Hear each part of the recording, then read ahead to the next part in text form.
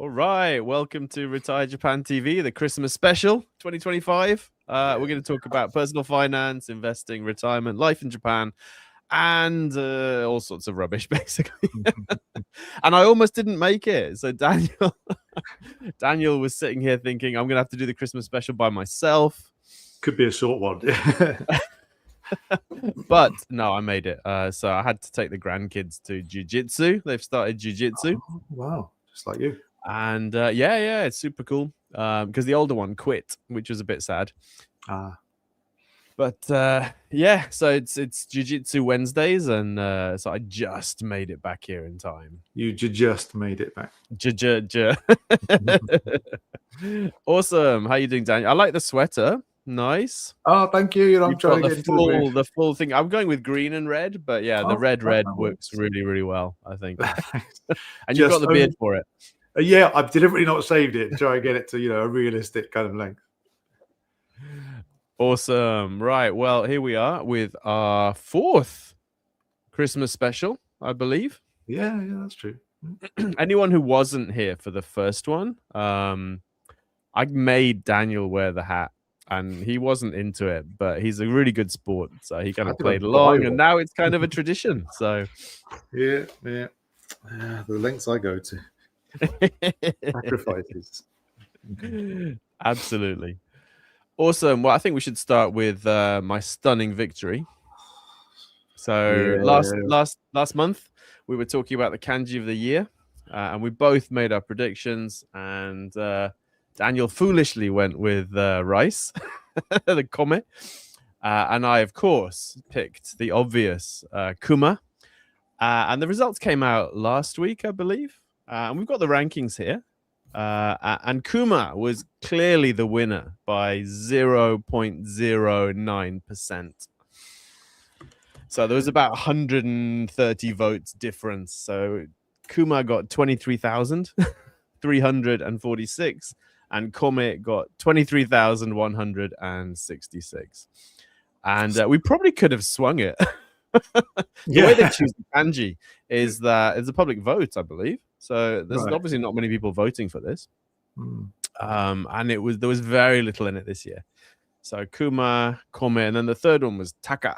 So obviously including, the new prime minister, Takaichi-san, and also kind of the high cost of living. So Bukkadaka. And yeah, I thought that was quite a good choice as well. But those three really summed up this year a little bit. Yeah. I can't remember if we had a bet, what the loser, a forfeit for the loser. We never specified. Okay, well that's good. I think the loser should have to do a musical performance. Oh really? Oh okay. I'll see what I can do. Awesome. So yeah, that was the kanji of the year. I quite like the kanji of the year. I actually do a kanji of my year when I'm doing my annual plan. So every year I make a plan for the year in January. Right. And part of that is choosing a kanji. And then as a family, we all pick our kanji for the year and we do the kind of calligraphy. My wife's dad's really into the calligraphy. So he busts out the paper and the brushes and tells us all how to write properly. That's impressive. He's quite into it. So I haven't chosen my kanji for next year. It's supposed to be something aspirational, you choose it for the upcoming year? Yeah. It's kind of your kanji resolution. Oh, okay. So I really need to lose weight, so it might be something to do with that. That's a good idea, having a kanji for a resolution, because it's less specific than a resolution, isn't it? So you've got a bit of leeway there, but you got the general direction, I suppose. It's like a theme for the year more than anything else. It's like this is my theme. I really like it. We've been doing it for years now. So everyone does it. We put them up on the wall. Much like resolutions, promptly forget about it. But yeah, it's kind of fun. Wow. I'm guessing that you're not one for these mikuji at the temples. No, we do walk to the shrine every year. Okay. Normally from my wife's parents' place. So we just walked to a nearby shrine. There's the main one that's runs all night, and they put on trains all night so people can go there. And it's like a 2-hour shuffle up the steps. I'm not into that, but New Year's Day morning, we take a walk down to the temple. It's not that crowded. It takes about 10-15 minutes maybe to line up and do the thing. And then there's this little donut car that's sitting outside that do tofu donuts, like freshly made tofu donuts. Nice. Incredible. So that's a big motivator. Yeah. Wow. We were in Kyoto this time last week and just happened to walk down a back street at night after dinner, and there was this temple doing illumination, and it was the last day of the month-long illumination thing. Just an hour before closing time, we popped in. It was 1,000 yen per person to get in. I thought, blimey, I'm surprised they're charging for this. But inflation. It was fantastic. I was so worth it. It's one of the most wonderful sort of end of year experiences I've had. It was the typical, Japanese people do something really, really well. This was one of those occasions where it's like, only in Japan could it be this kind of, I don't know, subtle, sophisticated, but impressive at the same time. It was just wonderful. Traditional and modern, the blend was just fantastic. Anyway, I did the mikuji there, and I got for the first time in my life the ku, the one with this like the cross in the middle that means bad. So I'm trying to think of again. Go and get another one at New Year's. So you're talking about next year's theme. I'm trying to think, right, what could I do for a theme that would avoid this bad luck that is apparently coming my way? I think draw another lot and see if you get a better one. Okay. Right, I'll try that. Keep doing them. I don't see why you wouldn't be. I mean, maybe it's in bad kind of taste to do that. I don't know, but seems like it could be an option. Yeah. Although you're only supposed to pray for one thing at one shrine, I believe. Oh, okay. So, like, if you're ill and you want help to get well again, I think you're not supposed to go to different shrines. You're supposed to go to one and ask them for help, and not kind of cheat on the shrine that you initially chose. So it might be the same with the omikuji as well. Like getting a second opinion from a doctor. It's like, oh no, we don't do that. Yeah. That's okay now. It's getting the better, culture's changed around medicine, but yeah. But shrines, no, the gods wouldn't approve if you did that, I think. Right. Oh dear. I might, if I get one of the family to do it and pass it to me secretly, maybe they won't notice. Anyway, sorry, I got off topic there. So are we gonna do you want to talk about your course first, or? I do. So we're gonna run our annual course in February again. So we're only doing it once a year now. We used to do it twice a year. So we've done it 5 times so far. Started in 2022, then 2023, and then 2024 we did it twice, and then 2025 we did it once. And next year we're gonna do it once as well. So it's basically what's it called? Everything you need to know about money in Japan. It's called Your First 10 Million Yen. And the idea behind that is that it should give you enough kind of information and kind of encouragement to get started and get yourself to 10 million yen. And the reason we chose 10 million yen is because it's kind of achievable, I think. Most people should be able to do that with, given some time and some dedication. And getting to 10 million yen is life-changing. Not so much because of the amount, but because you have the skills and the knowledge to get there. And so the second 10 million yen is much easier. You might have found this as well. Like in America, they talk about the first $100,000. Like that's the hardest thing ever. Yeah. And then once you've got that, just by compound interest alone, it's quite easy to get to the next 100,000 or the next 200,000 and so on, right? But that first step, which is getting started, figuring everything else out, getting those financial habits, getting success and getting motivated, that's the most important thing. So that's what we're trying to do with the course. Yeah. So I think you and I have both been laid off in the past. And yes, so you can't live on that forever, but if you've got that much money behind you, then it just takes away all that stress. You've got choices, you've got options, you've got time. That in that way, I think it is life-changing. Yeah, so I've lost my job twice. Oh, twice. Oh, wow. The first time I didn't have any money, and it was really, really unpleasant and stressful and horrible. But it motivated me to get started. That was I think everyone has some kind of thing that's like trigger. Suddenly you're like, oh, I need to think about money now. You know, for some people it's finishing uni, you know, you start working, what do you do? You know, for some people it's getting married, you've got dependents now. For some people it's losing your job, which was for me.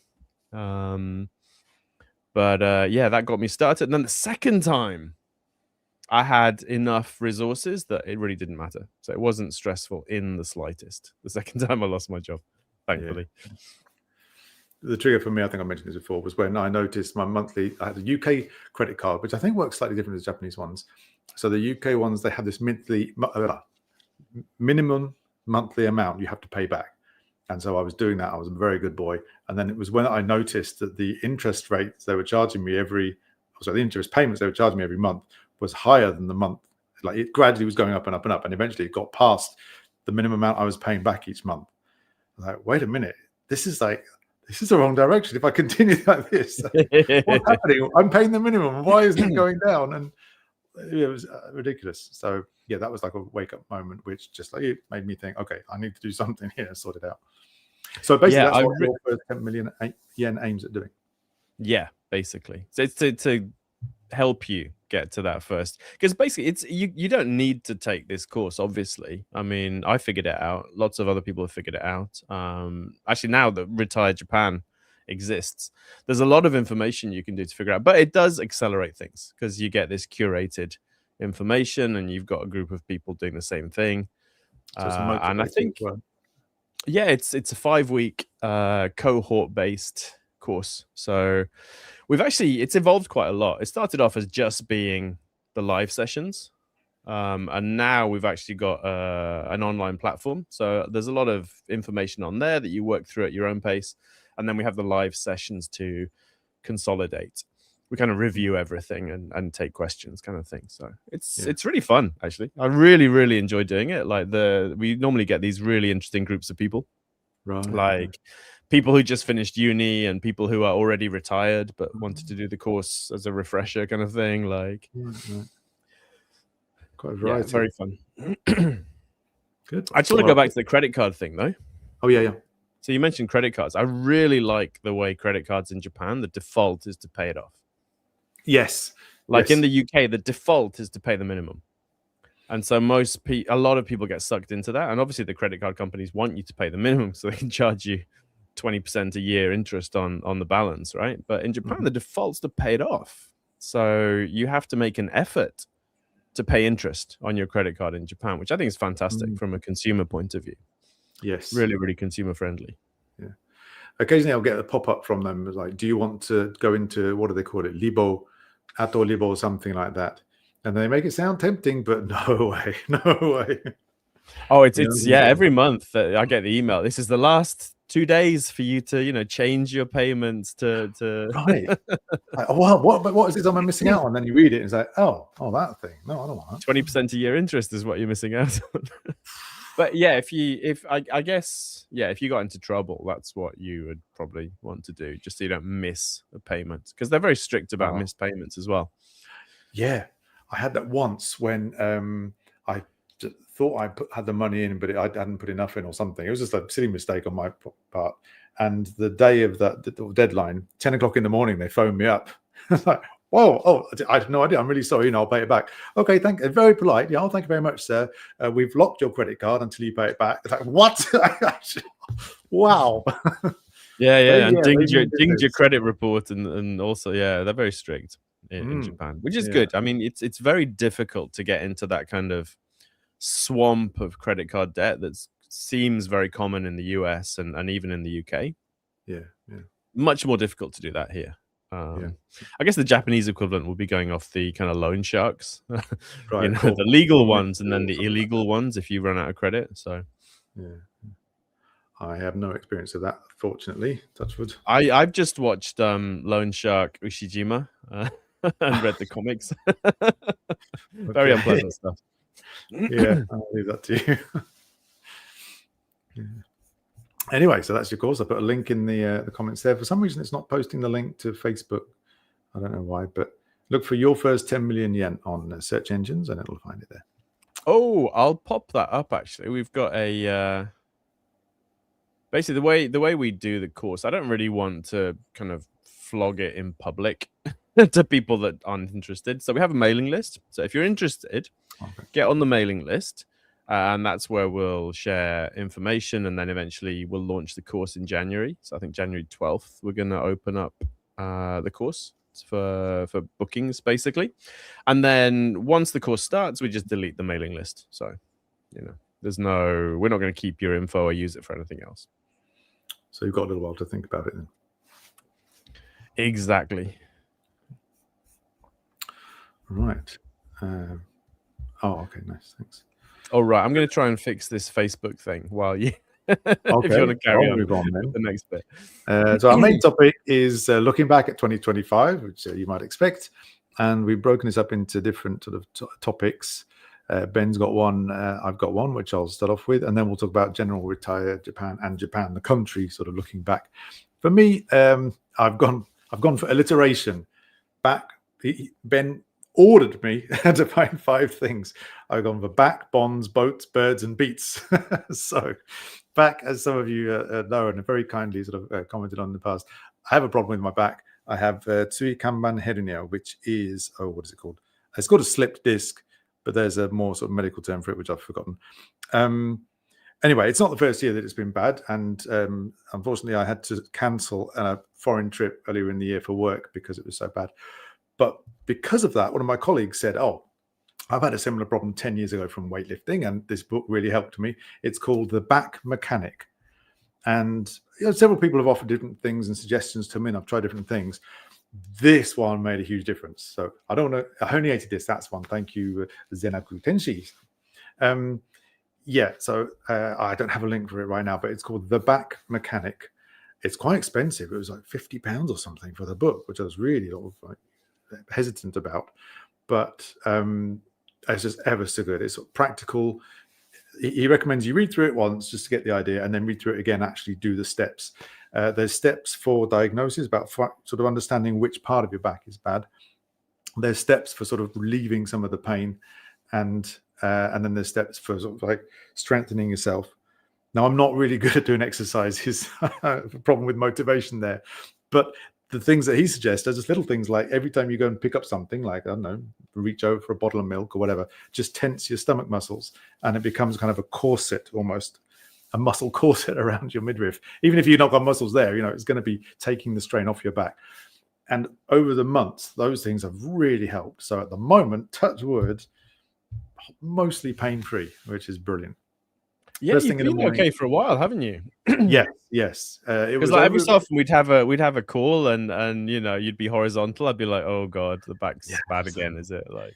So yeah, I'm really hoping I'm not tempting fate here with my Mikuji bad luck earlier, but it feels like I'm in control of it now. And so if I do feel like getting bad, it's like, okay, I know what to do. I know how to be careful. So if anyone has a similar back pain, even if it's not the herniated disc, it tries to cover all different types of back pain. The Back Mechanic, really highly rated, and it was wonderful for me. I'm going to have to go through these quickly, actually.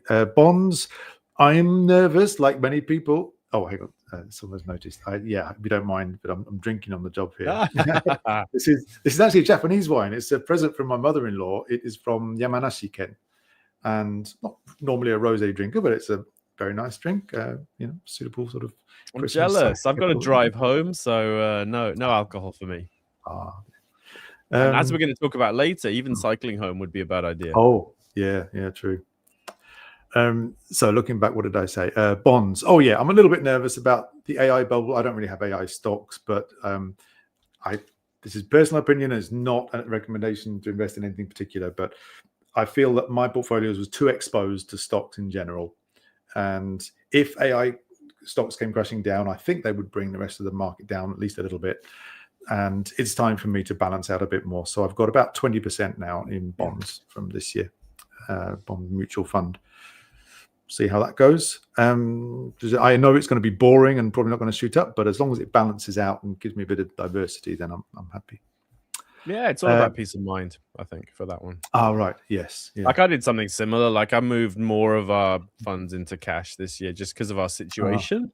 Not just the market, but also, you know, my wife and I, in terms of what we're going to be doing for the next couple of years, it made sense, I think, to have a bit more and give up that growth, basically. But that's a trade-off we were happy to make. Yeah. Yeah. Same here. Yeah. Next thing I have on my list is boats. As we talked about in the last show, I took my boat license and I got it. I passed, unbelievably. Ooh. It was in 2 parts. The written part I actually did really well in. They give you a textbook in advance. I'm trying to go through all the practice tests, which was super helpful. And sure enough, similar things came up in the real exam. So by that time, I was familiar with the vocabulary, and that went really well. But it was a practical one, which I thought I'd be better at. But on the day, I was nervous and I just forgot these obvious things. For example, you get in the boat. This is for motorized boats up to 20 tons. 20 tons. What? It's called the level 2 boating license. Damn. Yeah, so I can you can drive a passenger ferry around. I can do, yeah. Up to about 100 people or something like that. And within, what is it now? It's within 5 miles of the shore, within about 10 kilometers of the Japan coastline. But yeah, one of the practical things, so he says, start the engine, please. Okay, so you go to the back of the boat. Every time you do something, you go to the back of the boat and check the propeller that there's not either somebody swimming there or some rubbish or the net that's left over and it's going to tie around the propeller. So check that. Yeah, that's clear. Come back, switch it on, blah, blah, blah. It's easy. Okay, it's fired up. Brilliant. Done. And each time you do a task, you have to say, "Warimashita." And he says, okay. And then he'll just write something on his clipboard and then stay quiet. Do you have to do the pointy thing as well? Yes, like you go to the back. Yes, and then I had to point at the engine. Senbi cheku, senbi back of the boat. Senbi cheku, okay. And then when you leave, you have to go, what is it? Senshu cheku, shuhen cheku, okay. And then go, it's like being a train driver. It feels so silly, but it works. Anyway, so when you start the engine, then you're supposed to go to the back of the boat again and check there's no like oily mess coming out or no strange smell or vibration or sound or something. I didn't do that at all. I just started it and said, there you go, started it. And then as soon as it's finished, like, oh no, I forgot that. So I'm really nervous. But anyway, I passed. I haven't rented a boat yet, and I'm certainly not buying a boat. But at least I have the license. So next year, maybe one of my themes will be getting out on the sea for a bit of fun. Fantastic. Yeah. Really you know exciting. Mark Kennedy? I don't think he's so. He's the real gaijin guy. I've normally got a link or two of his in the Monday Reel. Right. Yeah, heard of him.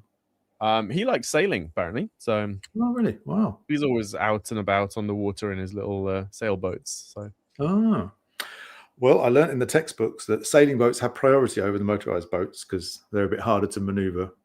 So, if I bump into him, it'll be my fault. If you see him, you have to get out of the way. Yeah, I do. Yes. Yeah. That's fantastic. Yeah, I'm really excited about that. Yes. What else did I have? Birds. Oh, birds. Yeah. So every year in our we've got a bird box. We put a little camera in, a Raspberry Pi infrared camera. And this year our neighbors had birds in their box and we were really, really jealous. And then we didn't actually see them fledge and fly out. And then it was May, which is really, really late. They one day just came into our box. And they built the nest in about 5 days. Normally, I think it's a couple of weeks or so. It was really quick. Like, wow, they're really in a rush. So I think that sadly didn't work out in the neighbor's box for whatever reason. But they came and had to go in ours. And yeah, we got 7 little chicks all flying safely in the middle of June it was. So that was a lovely little treat. It's weird. You get this little family of, in the little bird box right close to you. And you feel like you're sort of helping them along. All you've done is made a box for them, but still, it's like, yeah, go on. It's so cool. I wonder if they'll come back. So they weren't around for the summer, but we've seen one come back, which my wife thinks is one of the baby ones. We haven't seen the parents. I think they don't have a very long life out in the wild. Right. We've got a feeling that the new one that's come along is possibly, one of the babies. Kelly Petit, hello, says, if you want to lose all your money, buy a boat. Yes. no plans at the moment. My final B, looking back 2025, is Beats. Oh, yeah, this year. So Beats as in music. I like music. I like ukuleles, as we might hear later on. And this year, I performed in the Kamakura Putty Rock Festival. So you got Fuji Rock, the big one. They made a small open air, unplugged, like totally acoustic one here called Putty Rock. Putty, love it. And it's been going about 10 years now. A really nice guy runs it, and he's got an open stage there, which basically means it's a bit of grass with a tent, a gazebo thing over you. And so I put myself forward and did that. You get 15 minutes, no microphone, no speakers, no nothing. Just stand there. There's people, having their burgers or whatever, and you just sing and play. I was so nervous, but I remembered all the words and didn't seem to make too many mistakes. So it was a lot of fun. Fantastic. I've been wanting to do that for a long time, sort of building up the courage. Yeah, so I finally did that. Have to start doing a tour. Yeah, possibly not. When we do our Retire Japan in-person event, you can warm it up. Oh, all right, I'm there. Got some very nice comments in the chat. Thank you very much. So that's my looking back at 2025. Okay, so mine is a bit more mixed, I think. So I think the main event for me was probably that my wife didn't die. That was good. That's a good thing, but obviously not a good experience at the time. It was a bit stressful because we didn't know what was going on. Basically, I don't know if people went around. Basically, my wife had some weird lung thing where she kept getting really bad pneumonia and it wouldn't heal normally. So the doctors didn't really know what was going on with that. We thought it was some horrendous like degenerative disease until we went to like the best hospital in the region, basically, and they went in, with the little robot arms and stuff into her lungs and found like she had bits of nut that she'd aspirated, and that was irritating the lungs. Nuts like peanuts or something. Yeah. Oh wow. And they were in the lungs, irritating the lungs, and that was where all the problems were coming from. The lungs had actually grown over them, so it's a bit like Stranger Things, like. But they removed them, and she's fine now. So wow, blimey, that's So that was a really good thing that happened this year. But I did have quite a tough year. I had a really rough time. I had a relative die, and then after that, I had kind of to reevaluate various relationships with people that weren't the same as I thought they were. So that was really, really stressful. And I was quite depressed for a lot of the year. But it's over, so I made it through that, thankfully. I think that's where some of the weight gain came from, because I put on a lot of weight. And I wasn't going to jiu-jitsu, and I wasn't really doing much. I was just kind of moping around reading. So obviously my coping mechanism is to read. I've read something like 115 books this year. Huh? Really? Yeah, my goal was 50, right? I normally read like 40 or so a year, but it's 115 so far. So you can stop when you hit your goal. It's perfectly fine. It's turned into a really good habit, actually. So I do like reading, and I'm in the habit of just picking up the Kindle when I've got time now. So yeah, tough year. So if you're having trouble, just keep on. Try and do some exercise, try and sleep, try and take care of yourself, and things get better eventually. You just got to make it through. So financially it was amazing, obviously. So I did every December I do my numbers for the year. I go through my spreadsheets, look at accounts, do that kind of stuff. And even though we spent a horrendous amount of money, more than we'd normally spend, like we bought a car, we went on holiday, we did all this stuff, we're still up 17%. Wow. Really? Compared to last year, which feels unreal, which is why people are getting nervous, I think.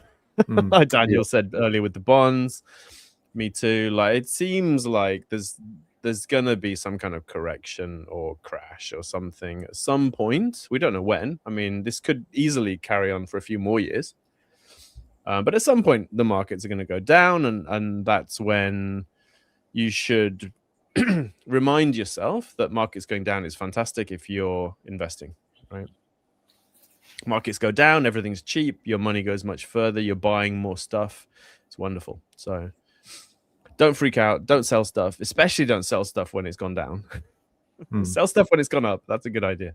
Don't sell stuff when it's gone down, and just be ready for that, because it will happen at some point.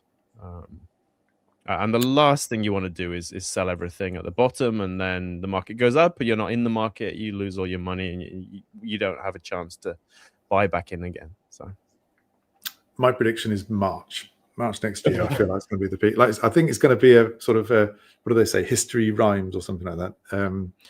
March 2001, I think it was the sort of the peak of the .com boom, and I feel like there's a lot of this there. And so that's like I think we're going to get the same thing again. Okay, if we're doing predictions, I think we're going to have another 2 years of stuff going up. Oh, wow. Least. Okay. So I think we're not going to see much of a correction or a crash until 2027, 2028. That's my prediction. Of course, the markets crash tomorrow, right? Yeah. Andrew Brindle, 2022 has a very good, it was a very sort of, popular saying in time in the market beats timing the market, as in spend as long as you can with your money in the stock market rather than trying to work out when to buy and sell. Yeah, because timing the market's impossible. Every time I've tried to be clever, I've screwed myself over. So don't do that. Okay, and then my other two things, really quick. I finally passed the financial planner test after 5 years. I think 5 years ago I took it for the first time, and then kind of didn't really do anything with it. And then this year I went back, took it again, and passed. So next year I'm going to maybe try and get financial planner 2nd grade, because I've only got the 3rd grade one, which is like the little baby one. It's not very respected, but NICU is a professional qualification. So that's next. Go for it. We're all behind you. And of course, I made the decision to start the naturalization process, which is something else I've been thinking about for a very long time. So to the point where I actually had that initial interview in 2011. So 14 years ago, I started the process, a week before the earthquake, and then it kind of got put on hold. And then this year, so I went in October, had my interview. My next interview is in March. It's a very slow process. Maybe in a couple of years. So I'm hoping to get my citizenship, fingers crossed, before I have to renew my Zydu card. So that's in 2029. I'm just posting a link. You did a good video about that. Naturalize. Hopefully I'll be doing 4 or 5 videos about this. If things go badly, there's only going to be one more. I've been rejected. But shall we go through some questions, or do you want to keep going with let's do that, and then we'll come back to 2025 for Retire Japan and for Japan itself. And if you have some memories or experiences that you had in 2025, stick them in the comments. We'd love to see what happened to you in 2025. How was your 2025? We're kind of having a Bonenkai, aren't we? We're doing the forget the year party. It's the retire next time. It's not going to be Christmas. It's going to be the Retire Japan Bonenkai, and I will have a drink next year as well. Let's remember that. So, and I'll come in a salaryman suit, the tie undone, already drunk.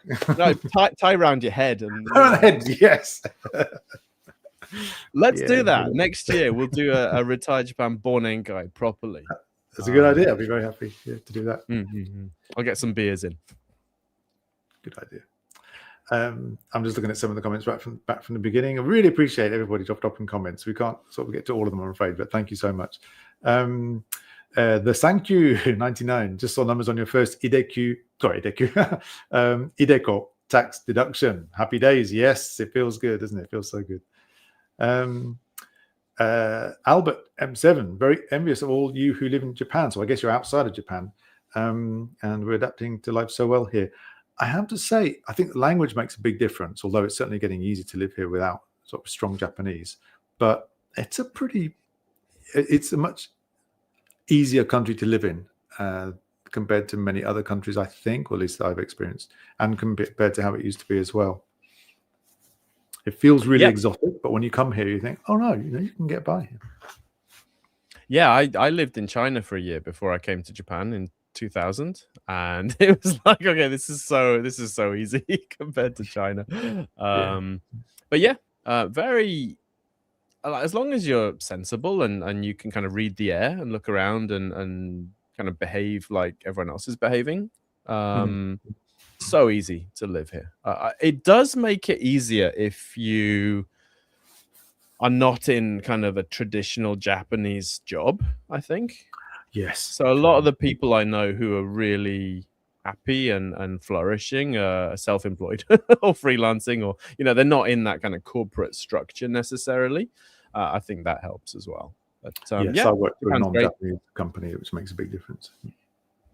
Yeah, Japan, low cost of living, nice people, safe, nice. People take pride in their work, which I love. That's probably one of the best things about being here, I think. Yeah. You can go into McDonald's and everyone's really taking it seriously and cleaning everything, and yeah, love it. Obviously, there are exceptions to everything, but in general, I think, I found it's very good here. Just want to respond to Marco123 Andre, who says, we're talking about when we're balancing, like shifting into bonds a little bit or to cash a little bit. They say, we hear about the popularity of cryptocurrency among retail investors in Japan. Mentioned moving out of AI stocks, moving to cash, bonds. What about Bitcoin or Ethereum or other coins? I'm going to mention cryptocurrency later, actually, because it came up in the news a bit. I have actually started buying a little bit of Bitcoin again. I think it might go down more still. Again, I'm not trying to time it. I just feel that eventually over the long term, like years and years, it will go higher than what it is now. That's just my prediction. Sometimes off with my predictions, so please don't copy me. But yeah, I see it as another option. I've been throwing a really small amount of money into it every month, kind of dollar cost averaging. And it's gone up a lot since I started doing that. So it's worked out so far. I still intellectually don't really get why Bitcoin should have any value, but we've had so much buy-in from the financial sector and from governments even, that I think it's worth a side bet for me, basically. Side bet, right? Yeah. I wouldn't say it's popular with retail investors in Japan necessarily. I think we're going to have to wait for ETFs for that to happen. But once we get ETFs, then I can imagine a lot of people will be more inclined to do that. Right now, it's quite difficult to buy Bitcoin, and it's taxed really unfavorably. So yeah, maybe I'll mention that now then, rather than waiting till later. So one thing I was going to talk about in the news is it's not definite yet, but it's coming up in respected media. I saw it in Nikkei Asia. Japan is moving towards applying a flat 20% tax on crypto profits. At the moment, for retail investors, crypto is taxed at up to 55% because it's classed as miscellaneous income. But the laws are changing, and it seems to be that it's got approval from people in the government as well as sort of the financial bodies that make the rules, that it will be classed as a security. This is not definite. But once things are sort of announced by sort of respected places, then it feels like, okay, they wouldn't say this unless they're pretty sure it's on its way. I've got the link here.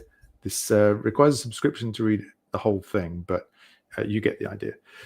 So yeah, if it's treated as a security, then the rules are much stricter, but that means there's more sort of protection for retail investors. It means that financial institutions can then create ETFs for Bitcoin and cryptocurrencies, and it means the tax rate will then be treated the same as for stocks, for example, which is a flat, roughly 20% on an. And we might be able to buy them in a Tokute Koza, which would be awesome.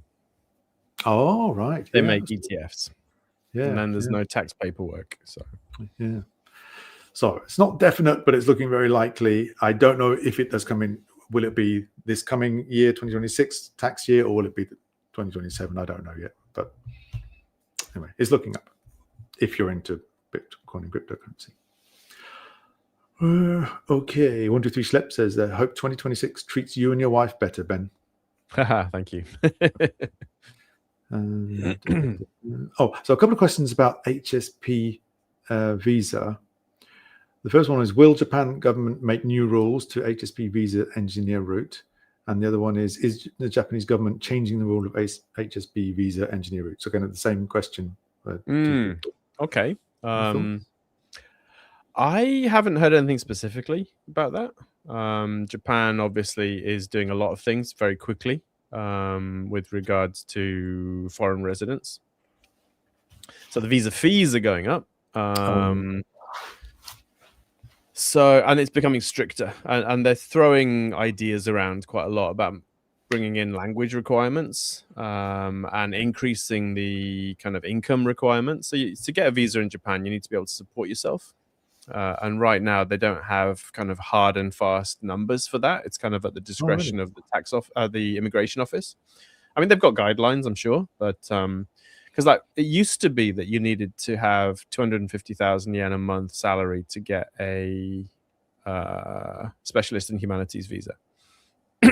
That's what English teachers were on. So basically, the salary floor for English teachers was 250,000 yen because that you needed that to get a visa. And then they got rid of that, and salaries have gone down since then, right? So, so the government seems to be pushing back in the other direction. So that it's specifically talking about permanent residence. So right now, the guidelines are you need to make 3 million a year plus 800,000 per dependent. So if you got 2 dependents, you'd need to make 4.6 million. And they seem to be saying that's too low, and they want to increase it. So so I haven't heard anything about the high skilled professional visa. I don't think they're going to mess with it because they created that to attract a certain type of worker, and they still need that certain type of worker. So doing things that will then discourage that type of worker from coming here doesn't seem like a good idea, but who knows? Have you heard anything? No, I haven't. No, apart from you did the video about the costs increasing. I was aware of that, but that's all I've seen. And it seems that they do, after all the sort of so-called foreigner mondai or foreigner taisaku, it seems like they do seem to be differentiating between foreigners that they need and then foreigners that they don't want, rather than everyone's a foreigner together. Yeah, I mean, the government's been very careful with its messaging. So they always talk about the small number of foreigners who don't follow the rules or something like that. Ichibu no gaikokujin, right? So one section of foreigners kind of thing. But the policies they bring, I don't know. They don't really make a lot of sense to me. Like this whole raising fees thing. Like Japan's desperate for very low paid workers, right? So, and those low paid workers have all sorts of countries they could go to, including Korea, as well as other places. And so yeah, I don't know if this really makes, but it's what the government's decided that they want to focus on. I think they're moving too slowly, as usual, and being too hesitant, but we'll get there in the end. We shall see when it's an emergency. Kelly Petit again says, did we talk about WISE, and did we talk about the state of the yen and what it means for us living here? Didn't talk about WISE. Is there something that we need to talk about with WISE? Like, I got an email saying they're going to close my dollar account because I haven't used it for 2 years. But really? Yeah, seems they might be cracking down. No, I still like WISE. I use it often to send money to my relatives abroad. Very easy to use. They've got that class 1 banking license now, so you can send 150 million yen if you really want to. You just can't. And then the state of the yen, no idea. So I mean, they've just put interest rates up, so that should make the yen get a bit stronger, but it hasn't, has it? It's got weaker. In fact, 208 to the pound now. Yeah, it's gone crazy, isn't it? To the pound. I thought I'm not going to be going to the UK anytime soon. Yeah, I thought it would get weaker against the dollar, but that hasn't really happened. We'll see. Hmm. Yeah, basically, and pick a direction out of the air really for the yen. I think. Right, what else did we have? 99 Julio. Question: Ben had a horrendous experience with a rental company at Heathrow. Which one and which company would you recommend if it's possible to recommend a car company in the UK? I have one. You first. Okay. So it was Avis. But to be fair to Avis, I suspect you could have the same kind of experience with any of the big rental companies. They all seem terrible. What happened with me is we rented a car, drove it to the Lake District. The car broke down. We had a nightmare with them messing us around because the closest location was Manchester from the Lake District, which is a couple of hours away. I had lots of driving back and forth to Manchester. Like they took the car back to Manchester and then they gave me like the smallest car possible, and we had like 6 people in our group with bags. So it was like, I obviously can't use this to drive. So I had to go back to the Lake District, then go back to Manchester to get another car and kind of this kind of thing. And then they decided that I destroyed the car myself and had to pay for the entire thing. The axle had broken. And then like 8 months later, I found out that they'd had it repaired under warranty. And they were still trying to charge me. No, they had charged me for it. They charged my credit card for the repair. And then I had to threaten them to go to the ombudsman, and they gave me a refund. But like I said, I think any of them would do that. So I don't think. The last couple of times I've been, I went with something called Green Machine, which has terrible reviews, like absolutely terrible reviews. Apparently, they're quite strict about scratches and minor damage and stuff. But I had fairly good experiences with them. So they're very cheap and they were very quick. I didn't have to wait a long time. But I don't recommend them based on the online reviews are terrible. Right. I've started renting a car when I go to the UK now, so that my parents don't have to drive too much. And a couple of years ago, I went with Alamo because Booking.com, it had the best reviews on Booking.com, for that sort of lower price range.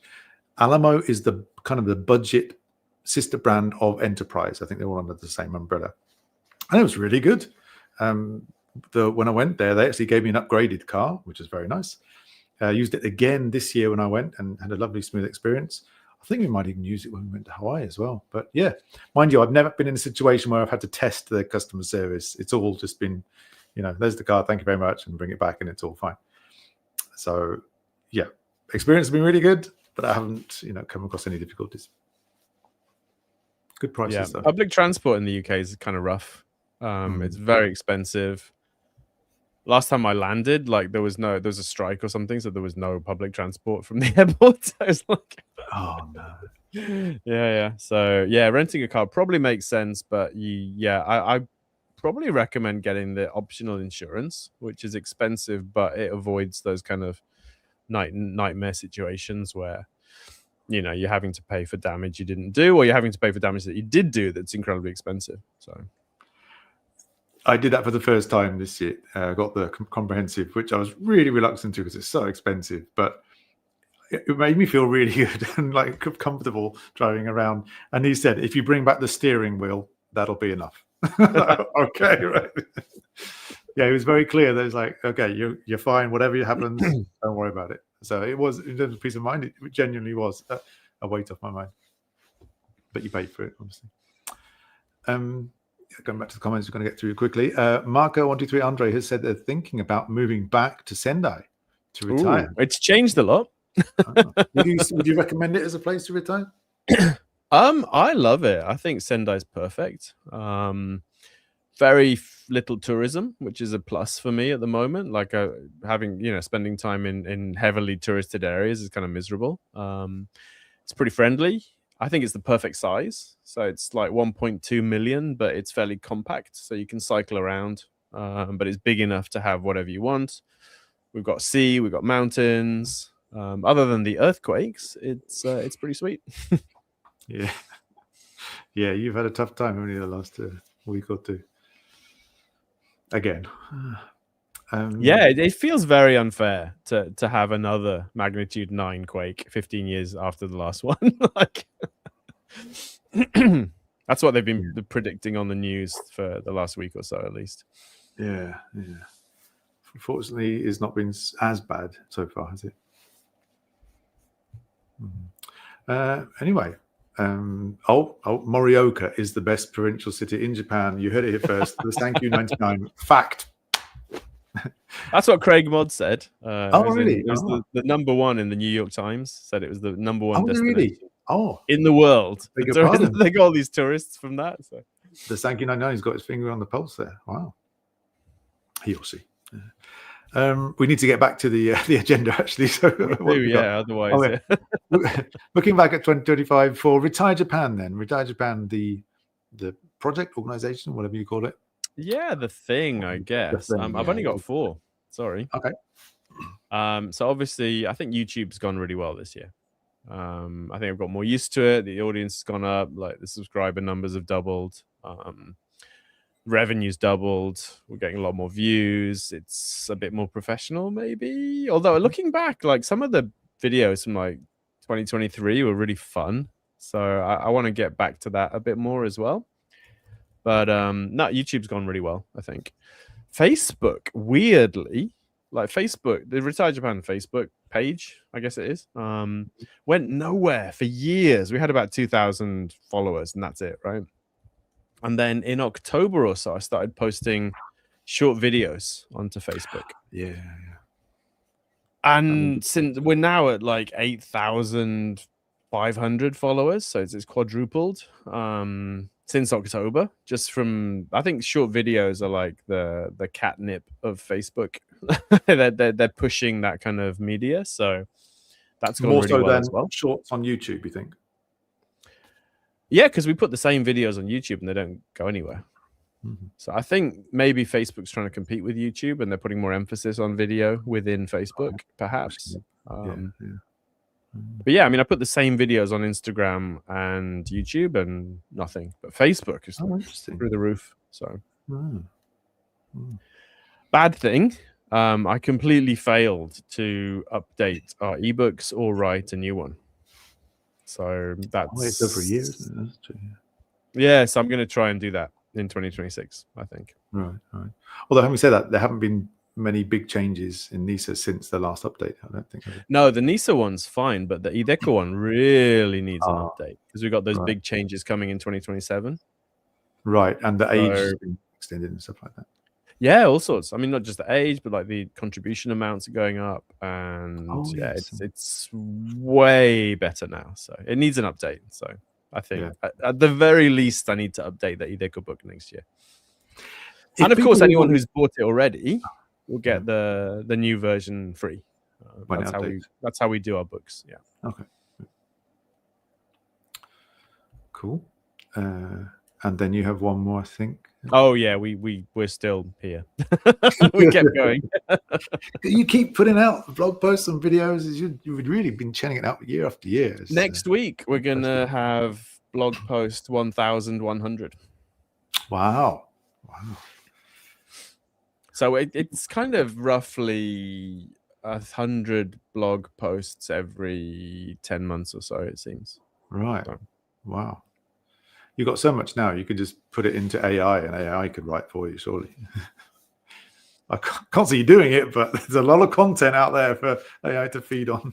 I think AI is. I'm actually getting a bit more use out of it for like tasks, but I would never use it to actually create content. Like, you're on LinkedIn, and half the posts now are like AI rubbish. Yeah. It makes me angry. It makes me stop taking the person seriously. Yeah. Like, okay, if you can't be bothered to write it, I can't be bothered to read it, and I'm not gonna pay attention to what you do anymore. And I really don't want that to happen to Retire Japan. So. Yeah, I think it's very good for playing the editor role or the proofreader role once you've written something. Yeah, I mean, anything like that. So even doing research, just think about this, or moving things around. I've been using it a bit more recently, but certainly not to make the actual content. Yeah. You got your voice. Yeah, exactly. I mean, if you wanted AI, you just go to Gemini and search for it, right? And then you don't need me to make it in the first place, right? So yeah. Okay, so that's the year for Retire Japan. I've got a few then for looking back at 2025 for Japan as a whole. And of course, we got to mention the Gaikokujin Mondai or the Gaikokujin Taisaku or whatever. I really don't like it. It has made me feel a little bit different, walking around and just, I don't know if it's just in my mind or not, but I feel like I'm being judged more than I was in the past. But anyway. Yeah, so for me, I haven't noticed it in real life. Oh. So I haven't felt any different whatsoever from, people's reactions or people saying, in my daily life, if I didn't have the internet, I wouldn't even have noticed. Oh, that's true. Yeah. That Japan's having this kind of phase. But obviously, if you are online, it's very clear. Both in, the upper house election, when there was all the kind of campaigning going on with Sanseito and so on, and then the LDP playing catch up. And then with the new government where, they're putting so much effort and time and energy into this completely trivial, pointless thing. I think, it's not very important, but they're like yesterday, the news, one of the main news stories was the government is thinking about making a database where non-resident people buy real estate. Okay. What difference is that going to make to anything? But it's major news. What's that? I thought that was just forested land. No, it's any real estate bought by someone who doesn't live in Japan, including Japanese citizens who don't live in Japan. So at least they're making that distinction. Thank God. Okay. Right. So they're making the resident non-resident distinction, not just the Japanese foreigner distinction, which had the potential to be bad. Maybe they learned about having different COVID lockdown. Maybe they learned from the backlash a bit there. Possibly, yeah. But I mean, they were talking about having different tax rates, right? So, a tax rate for non-residents is more palatable than a tax rate for foreigners because we are legally foreigners, right? So, okay. Yeah, I don't like the fact that there's so much attention on this, but at least the government seems to be fairly sensible about it. They're coming up with specific proposals and they're being careful about how they talk about things. So right. So far, so good. Perhaps. Okay, we'll wait and see. So we did talk about that a bit more in a previous episode. So I'll move on, and I've got 5 things looking back to Japan's year, and the second one is obviously the new Prime Minister Takaichi-san. Popular in Japan, not so much in China. I think we can probably leave it at that. I am surprised. I think China wanted an excuse to do something. I get the impression, they were like, "Oh, finally," she said something that's the slightest bit controversial. This is our chance to be outraged and stuff. So I quite like her. I didn't think I would, but I wasn't enthusiastic, she's but kind of energetic and speaks like a normal person, and seems to be getting things done. So we'll see. Yeah, I'm still wait. I think she's still there's some time for her to settle in and sort of maybe she's got ideas in the back of her mind that she's waiting for the right time to really show everyone what she's made of. But so far she's in terms of public image and Japan's sort of how Japan portrays itself in global events and stuff compared to the previous Prime Minister, was it Ishima-san? Certainly presents a better image of Japan, I think. Yeah, more active, more kind of Japan is back. Right. But we are not a political show, so we can move on to the next one, which is, back in March, I think this was, the Tokyo District Court dissolved the Unification Church in Japan. So the assassination of Abe-san was 2022, and that sort of set the ball rolling, I think. And eventually in March this year, I'm going to call it a cult, the Unification Church was dissolved in was it the whole of Japan? I think it was the Tokyo, which effectively is the headquarters, which means it's the whole of Japan. So it is still a thing in South Korea and maybe other places, but yeah, good progress in Japan then. The Osaka Expo, of course, Banpaku, that went ahead. I wasn't too optimistic about that, but it seemed to have gone more or less. You didn't go, did you? No, I didn't. No, we went to Kyoto and it had already finished by then, but they still got, the key ring with that weird mascot. Myaku. We like Myaku. Really? Okay, I'm not a fan. But there were a few hiccups at the beginning. I think people were queuing up for hours to get in and to get out when it first opened. They weren't really well set up. But once it settled down, I think it was pretty popular. They had that thing where the trains weren't running, right? And everyone had to stay overnight. Did you see that on the news? Oh, I missed that one. Yeah, they had some power thing where the trains weren't running, basically. So that was pretty bad. But I did hear reports of many people enjoying it, and I think overall it actually made money, which that was one of the criticisms. It's like, it's a waste of money, but however they worked it out, made a profit. So, and I'm sure the infrastructure as well has improved in that area. So, yeah, it looks like a net positive. And then my final thing, as we're a personal finance channel, Japanese stocks went up. The stock market, well, pretty much everything I think went up, and so did interest rates, as we're hearing about on the news this week. It's very, very likely, if it's not been announced already, I'm not sure, that we'll see a 0.25% rise in interest rates.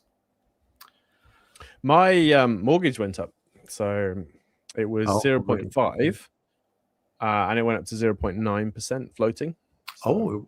Hang on. In 1 year, I thought they're not allowed to do.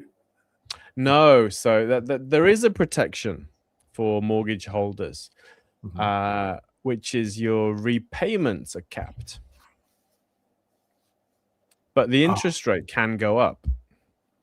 But you don't have to. Your monthly payments are capped, so they can't go up by more than a certain amount over a certain amount of time. So your mortgage payments are not going to double overnight, for example. But eventually, if the interest rates go up, your debt will go up with those higher interest rates. So you're not completely protected, but at least you're not going to be facing, I can't pay the mortgage next month. So it's almost like they're spreading the payments out a little bit for you when it jumps up. Okay. Yeah. Right. Okay, I think that's we can finish that off, can't we? Looking back at 2025. 2025. Should we do some more comments then, I guess? Oh, yes. Any more comments? LinkedIn is the Dubai of websites. Wow. Okay. I don't really use LinkedIn. Question. Will you upload this video to a platform? Yeah, so I mean, all the videos are indexed on YouTube. So if you go to the RetireJapan YouTube channel, there's a live section. That's where all RetireJapan TV things are in there. We're also on Spotify as a podcast and a video podcast. That's true. If you want a podcast version of this, then yeah, we're on Spotify and basically all other podcast platforms, because they basically share it, don't they? So if you look for RetireJapan TV, you can pretty much find us anywhere. Yeah, there we go. So I'll put the link there. Yeah, so if you need to, drop out and go make a cup of tea or whatever, then the video recording will be at that link I just posted for you to watch later. I have permanent residency, finally paid off all my debt and credit card loans. This is Nato Shinobi. 14 years in, I'm a US citizen.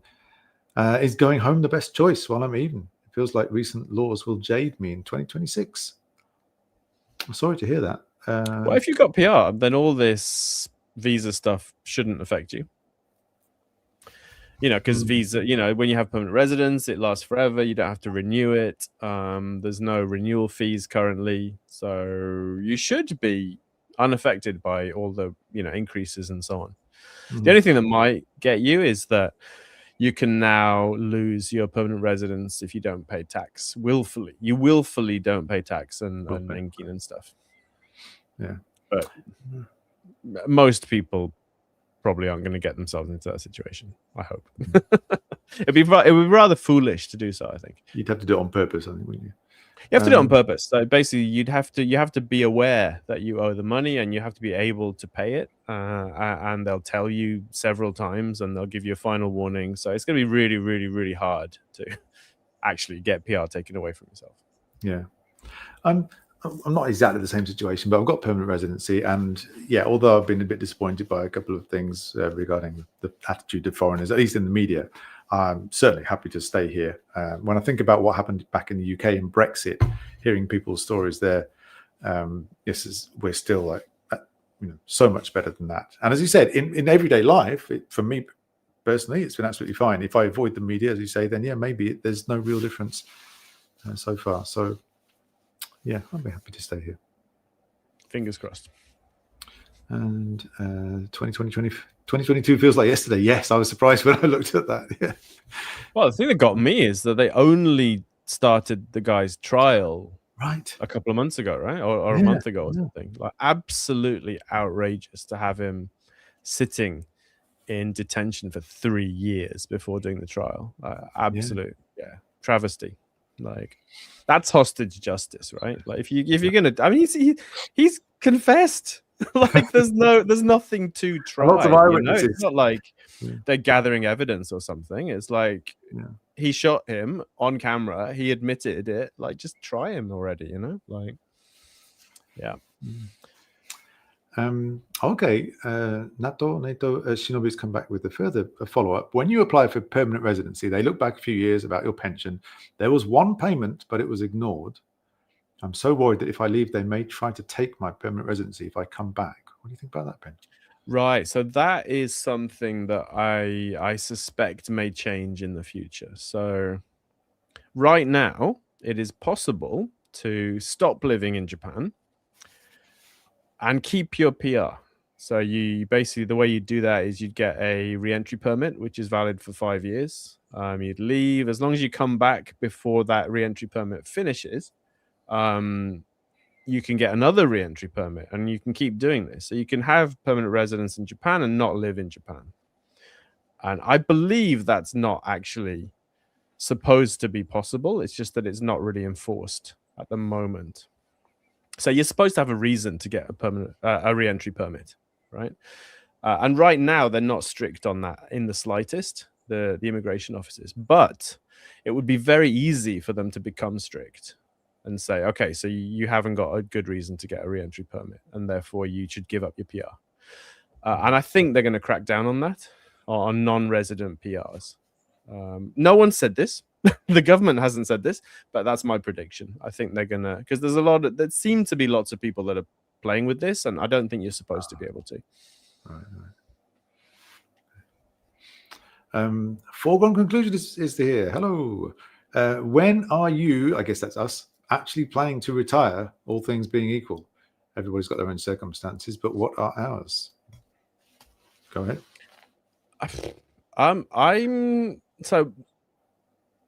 I don't consider RetireJapan work. It's fun. I do it anyway. My wife still has a business, and I still need to help her with that. So I guess that's my work. So I do more or less work for my wife's English school. At the moment, I'm doing more work than I want to, but I'm hoping we'll be able to hire a part-time teacher to take that over next year. Mm-hmm. And that's not really up to me. That's more up to my wife, what she wants to do with the school and so on. So when she closes or sells or gives away the school, that's the end of kind of work that I don't choose to do. But I couldn't imagine not doing RetireJapan. It's because it's fun and interesting. So I think a lot of people will be very happy to hear that. A lot of people got really upset when I did the April Fool's thing. When I said I'd sold the site to Bridgestone. with the Retire Japan, right? And lots of people took that really. I got lots of emails saying, "I can't believe that you sold out." That's good. That's good. Yeah. So yeah, I'm hoping within 2 or 3 years we'll do something with the school. Yeah.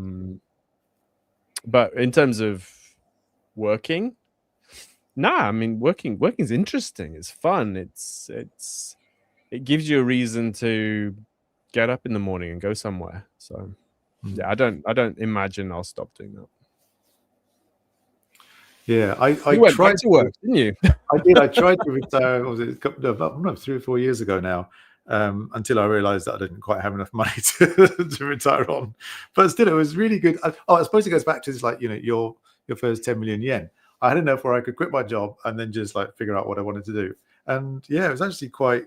It was not necessarily. It was a bit boring, but it was also missing the camaraderie of being in a group of people, with a similar aim. Your colleagues at work or whatever. And so.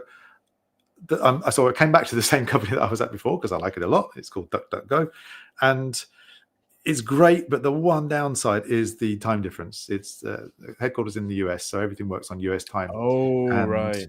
There are late night calls. Tuesday night I try to keep all the late night calls until one night if I can, and it was last night. So last night it was up till 2:30, which is normal every Tuesday, and it really gets the struggle, and I can't do it forever. So I want to stay there, but I can't keep doing that. And so I'm thinking about, not just yet, but at some point I want to move on, but I don't want to just do nothing. So like you, it won't be a retirement. It'll be doing something different. I've always had this dream to have my own business. I don't know what it would be. Recently, I've been thinking, I find it very hard to get casual long sleeve shirts with sleeves that are the right length. And how hard can it be to make a shirt business in Japan with sleeves that are long enough for foreigners living here? If you're a guy and you're having trouble finding, I'm talking about not the like work shirts, but like James May from Top Gear would wear, nice sort of patterned, slightly, I don't know, a bit too crazy for ordinary Japanese people, perhaps. But as foreigners, we sort of we don't mind looking a bit silly. Shimamura, I haven't tried Shimamura. Okay. Maybe it already exists. But anyway, so I've got these ideas. I keep coming up with these things. I could make a business in that direction or whatever. That's what I think I would do rather than retire something where I can control the amount of work that I do. Yeah. And I think that's ideal, isn't it? Because you need purpose. So you need something that you're working towards, whether that's a hobby or to share it with. Yeah. And people, you need connection as well. So retiring, often you lose your purpose and you lose your social connections, and a lot of people struggle with that. So I think it's something to be aware of. Even if you want to retire, then you need to really think about what you're going to do for purpose and for social connection. Yeah. So that's a long answer to when we're thinking of that. Yeah. Thoughts on public opinion supporting a female empress? I saw this in the news the other day. I've forgotten her name now, but the current Aiko? Is it Aiko-san? Maybe she just turned princess. Yeah, 18 or 20 or something, and she's had her first solo visit to Indonesia, I believe it was, and by all accounts went very well. She represented Japan flawlessly, and therefore I think there's a lot of growing public support. It's like, why can't she be empress? Like, she's making, showing that she can do a good job and not mess up so far. She's got my vote. I don't think it's happening, though. I think it's just far too difficult to overturn the stone-headed old blokes at the top. Well, it's the same with same-sex marriage. It's the same with having different surnames for married couples. It's just a certain group in the LDP that's blocking what the country wants. Yeah. And Takaichi-san, they're going to die at some point, and then we'll have some more pragmatic politicians. So it's all good. But Takaichi-san, a woman as prime minister, you would think she would be pushing for modernization in that direction, but apparently not. She's all in favor of keeping the status quo. Well, she's juggling factions. So in the LDP, who are full of 80-year-old dinosaurs. So anyway, I hope so, but I can't see it happening. We've got a couple of questions related to the UK pension contributions. So, Zenaku Tenshi, 29 years old with 4 years of national insurance contributions, is back in the UK. The UK tax office said you can pay the last 3 years at class 2. Well, that's good. Or future contributions after April, I think it is, from your video, will be class 3. Is that still a good deal given the age and the time frame? And then, for conclusion, asked, relatedly, recent reports suggest the UK triple lock on the pension is unsustainable and will have to be removed. You know about UK pensions. What's going on? I do know a little bit about UK pensions. So I think paying those 3 years of class 2 is a complete no-brainer. That's basically free money. You should probably do that. Yeah. And then you need to get to 10 years to get any pension at all. So you should probably pay class 3 until you get to 10 years worth of contributions, at which point you'll get a partial pension. And then going forward, then it's just run the numbers. You know, do you think it makes sense for you to pay class 3? I've been paying class 3 the whole time. So I think it makes sense for me. But that's a decision you'd have to make. But paying the class 2 to get to 7 years and then paying 3 more years of class 3 to qualify for a pension at all, that seems like a good idea to me. Good. Easy answer. And what's the triple lock? UK triple lock on pension? Ooh, the triple lock is awesome. It's why the UK pension's gone up so much. So basically, the UK pension, by law, has to go up every year by, I think, average earnings, like the growth in average earnings, or by like consumer index, so inflation, or by 2.5%. So the one of those, the triple. Okay. The highest of those, or but whatever. So it's going up every year, and basically the government made that so to lock in the pensioner vote, which was very clever of them.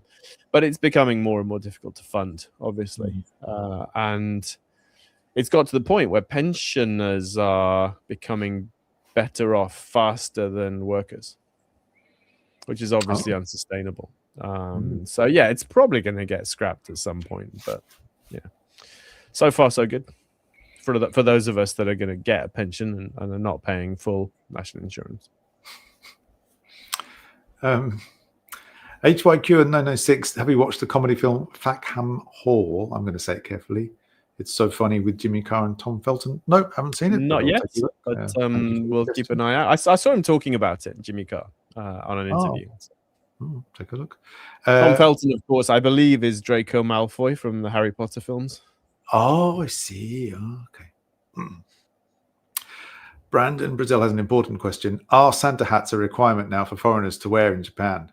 Will you lose your PR if you don't? Yes. Well, in December, yes. Yes. So if you get caught in December not wearing your Santa hat, you won't get naturalization either. PR revocation, yeah. He made me do it. I'm the innocent party. Right. Let's move on. Talking about the end of the year. If you want to save some tax and you're on a salary over here, then you might want to look into Furusato Nose, the hometown tax system. You've probably heard of it, aware of it, maybe even doing it already. But what it is you pay sort of next year's tax that you're due to pay in advance this year to a hometown or village or prefecture of your choosing around the country. And in return, they will give you a gift. The very first time you do it, 2,000 yen will be subtracted. But after that, you make it's called a donation to somewhere in Japan. They will give you a box of peaches or something as a thank you gift. And then next year, that donation that you made they'll basically treat that as though that's tax that you paid in advance.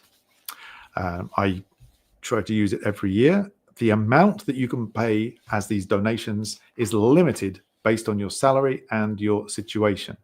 I've got a link. It's actually in Japanese, but it's a table from the government website here, which will show you based on whether you're single, married, a child at university, whatever, and then based on your salary in yen on the far left of this table, how much your limit is. If you go above that, then you can make the donation, but it is just a donation. It will not count towards the next year's tax.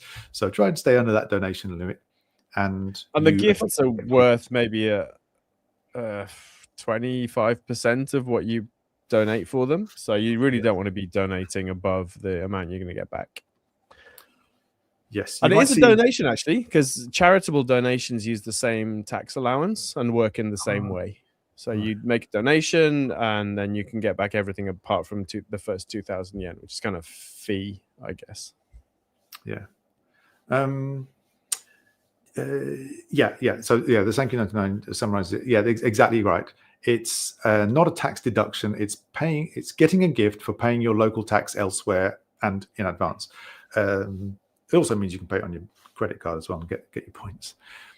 The very common thing is to get stuff that you're going to get anyway. So a bag of rice, box of fruit, frozen meat, or whatever.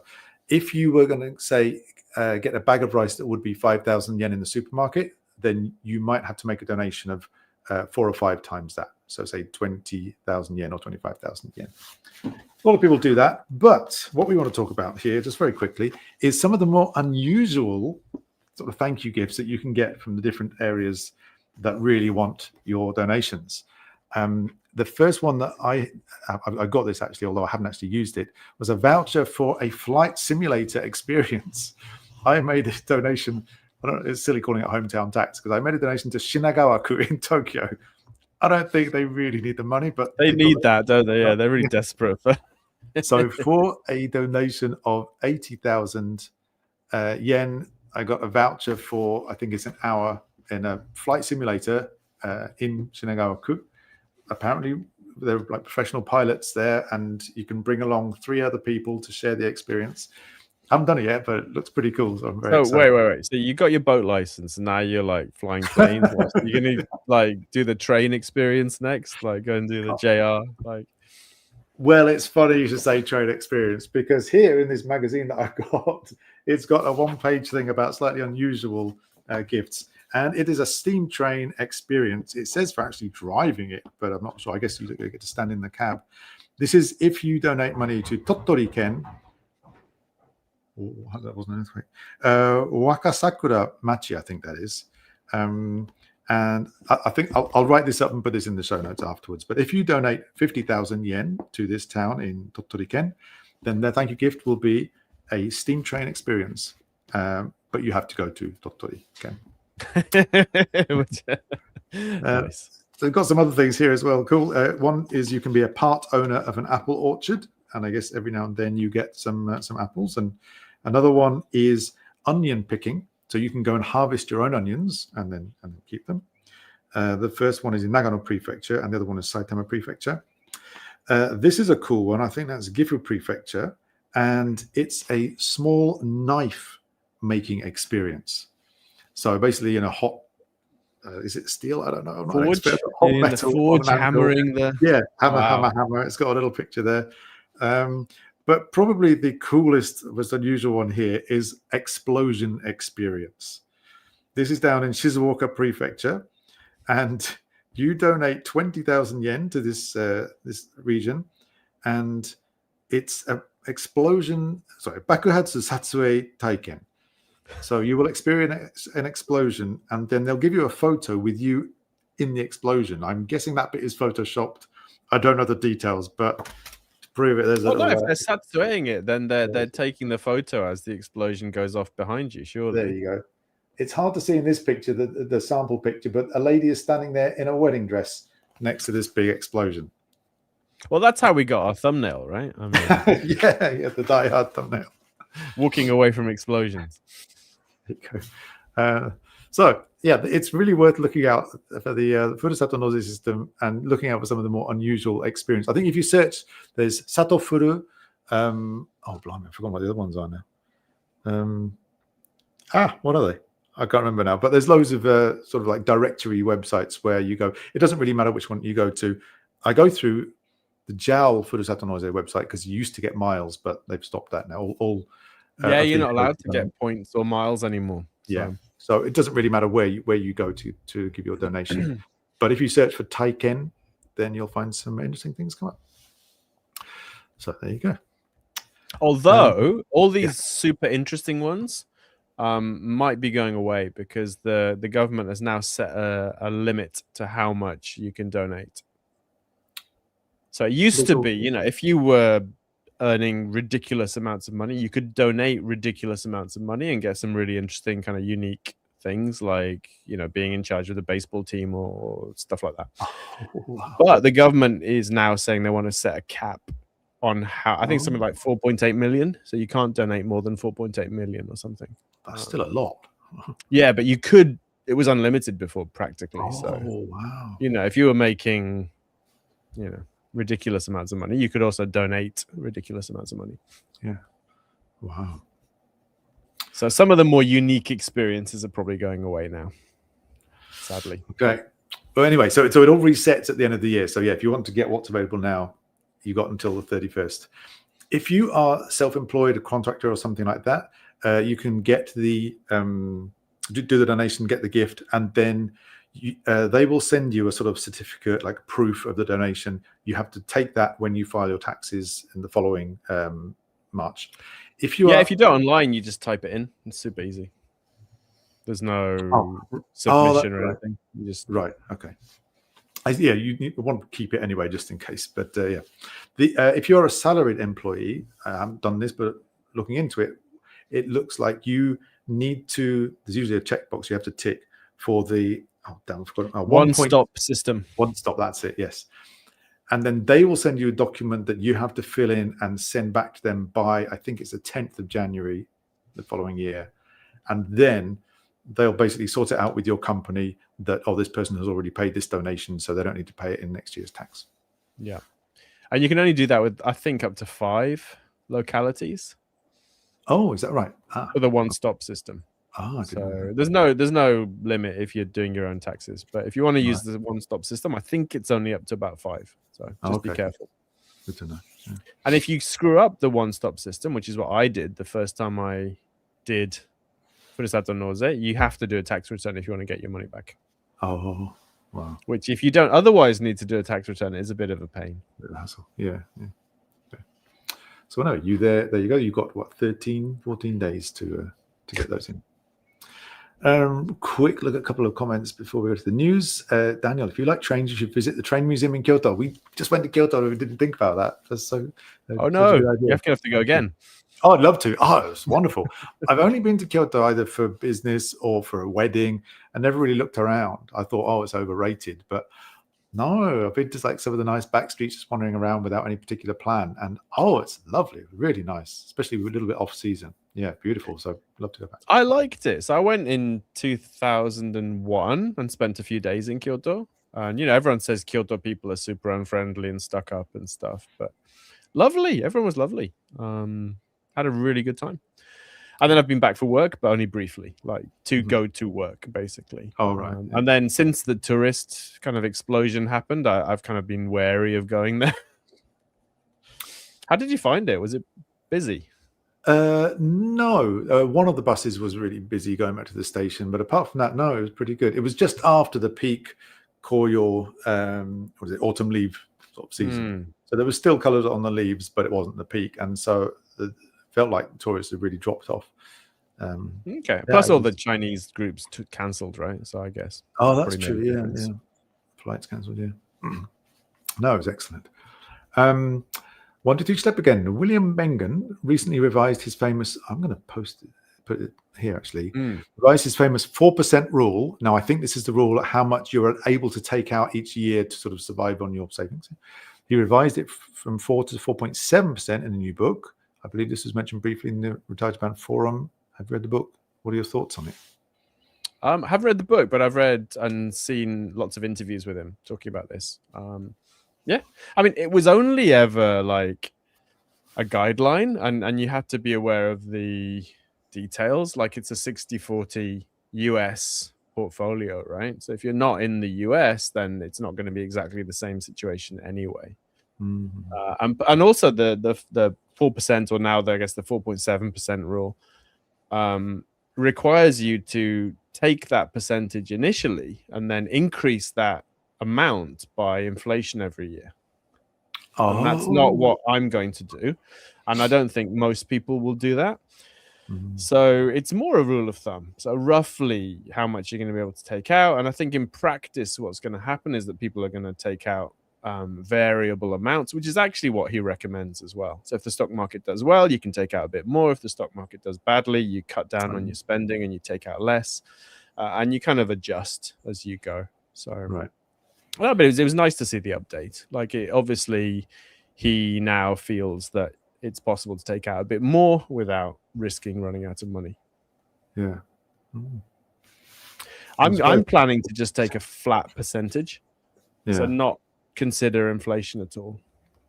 Right. You know, just say I'll take out 4% or 5% a year of the portfolio, not basing it on, you know, the initial withdrawal amount and then applying inflation to it. Because I see. Right. Yeah. if you only take a percentage, then, you know, if it's a bad year, the percentage will go down, the amount of money. Which is not a bad thing. Depends how much money you need, but yeah. Yeah. Good question. Are you Sinhao official? Going back to Furusato Noze, when we make a donation, does it have to be the city that you live in or plan to live in, or can it be any city? Any city. I've got a feeling it can't be the city where you live. It can be the prefecture where you live, because I've done that, but not the city where you live. Okay, yeah, don't quote me on that, but maybe check that out. But certainly, it'd be interesting, wouldn't it? Because right. Yeah, there's no limitation. Like, you don't have to be from the area or something. Like, I think they prefer it if it's somewhere where you don't live. When is the last day to exit any NISA positions this year? Or maybe we should sort of bring forward a thing we're going to mention later, which is that 2021 NISA allocations are coming to their end, because those were limited to 5 years. And so anything you have from your 2021 NISA, if you had one then, will sort of become taxable from 1st of January. I think that's the question, isn't it? When's the last day to exit any NISA position? Oh, no, that's a bit different. I don't really understand the question, because there's no reason to be in a hurry to exit NISA positions. Like, if you had a 2021 NISA, regular NISA, at the end of this year, those investments will just automatically be moved into a taxable account, and their price will be reset to the current price. And so only any future gains would be taxable. Any gains so far would be completely tax-free. So there's no real practical reason why you need to sell it. Right. If you didn't want to otherwise. And you can sell stuff in NISA anytime. So right. So I think they might be thinking about the actual time it takes. And so, yeah, 99 Julio, thank you. You've replied with the settlement period. So if it takes 2 or 3 days to actually settle, then you do something on the 30th. Does the government see that as, oh, we did it in the beginning of January because of the settlement period? I don't really know. But again, it doesn't matter. So it depends what it is, obviously. If you sell Japanese stocks in trading hours, it's instant. If you sell a mutual fund, it can take a few days, depending on which day of the week you sell it on. ETFs probably behave like stocks. If you sell US stocks, it's going to work on the US market and so on. So, Ayushin, how official, sticking with NISA, when they reinvested the dividend money to buy international stocks in a growth NISA, it reduced the limit. Is that expected? Yes. Because what's happening there is the dividends are paid out. You get them, and then you're using them to buy more stuff, and you're using up your contribution limit. Ideally, you would buy a mutual fund, and mutual funds are allowed to reinvest the dividends internally. So those dividends are not using up your contribution allowance. But if you want to own specific stocks, then you don't really have a choice. Basically, you receive the dividends as cash, and then you use that money to buy more things. But that does use up your contribution allowance.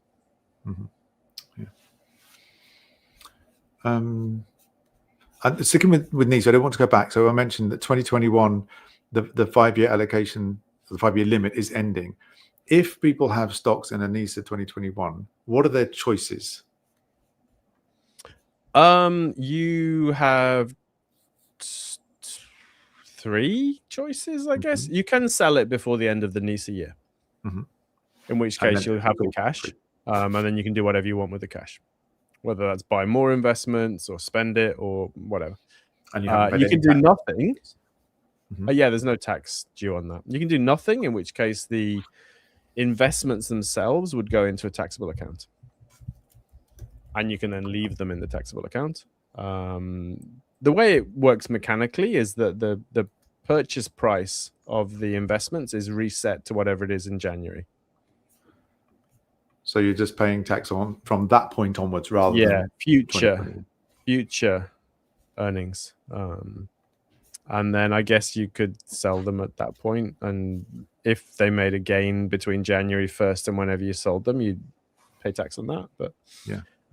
It doesn't really make any difference, personally, I think. Some people are going to want to sell their taxable investments and buy NISA if they're not able to fill the NISA from income. And that's what I do. So I don't have enough income to put in the full amount into my NISA. So instead, I sell my taxable investments and use that money to buy the same investment in NISA. So it's moving money from taxable to non-taxed. So you sell it, rebuy it immediately, but just put it in a new NISA. Mm-hmm. Yeah. Okay. So either way, it sounds like you're not suddenly going to get a tax bill because you've missed a deadline or something like that. It's no, not at all. Especially if you've got a tokute koza, so a tax deducting account, which most people probably want to have, because then your broker handles all the taxes. Yeah. Good. Thank you. Question from Inkjug Goob. Random question. Ben, are you the Sendai Ben in Reddit?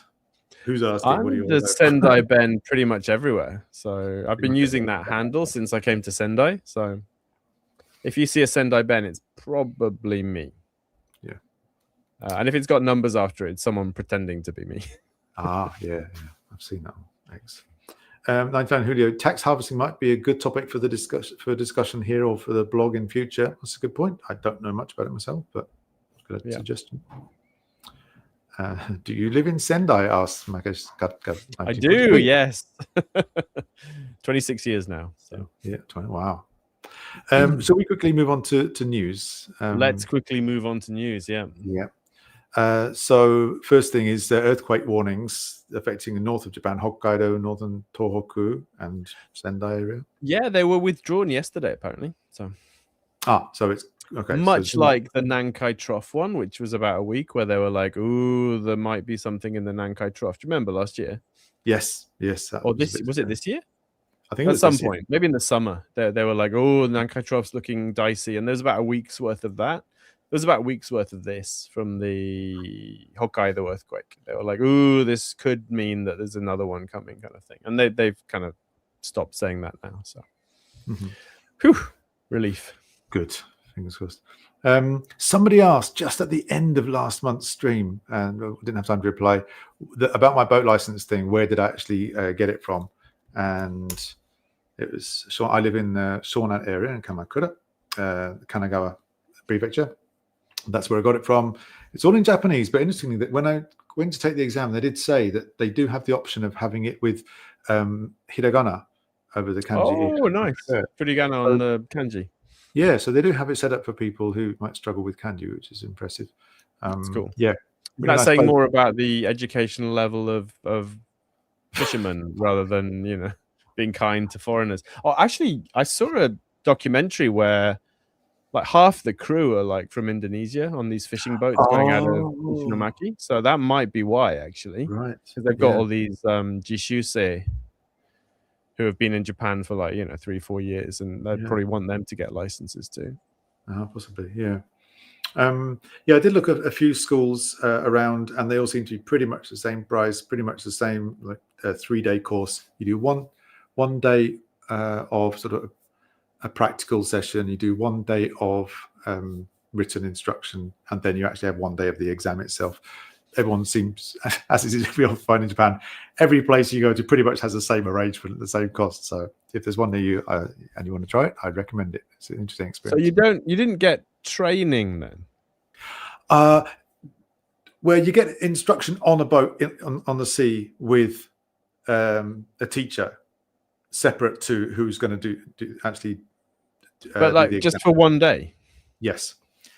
So did you learn about like currents and all that stuff in one day? Like, don't think we didn't cover currents. No. You don't need so to it's worry about not that. like a driving license where they teach you to drive and then you take the test and get the license. They kind of assume you know how to drive a boat already.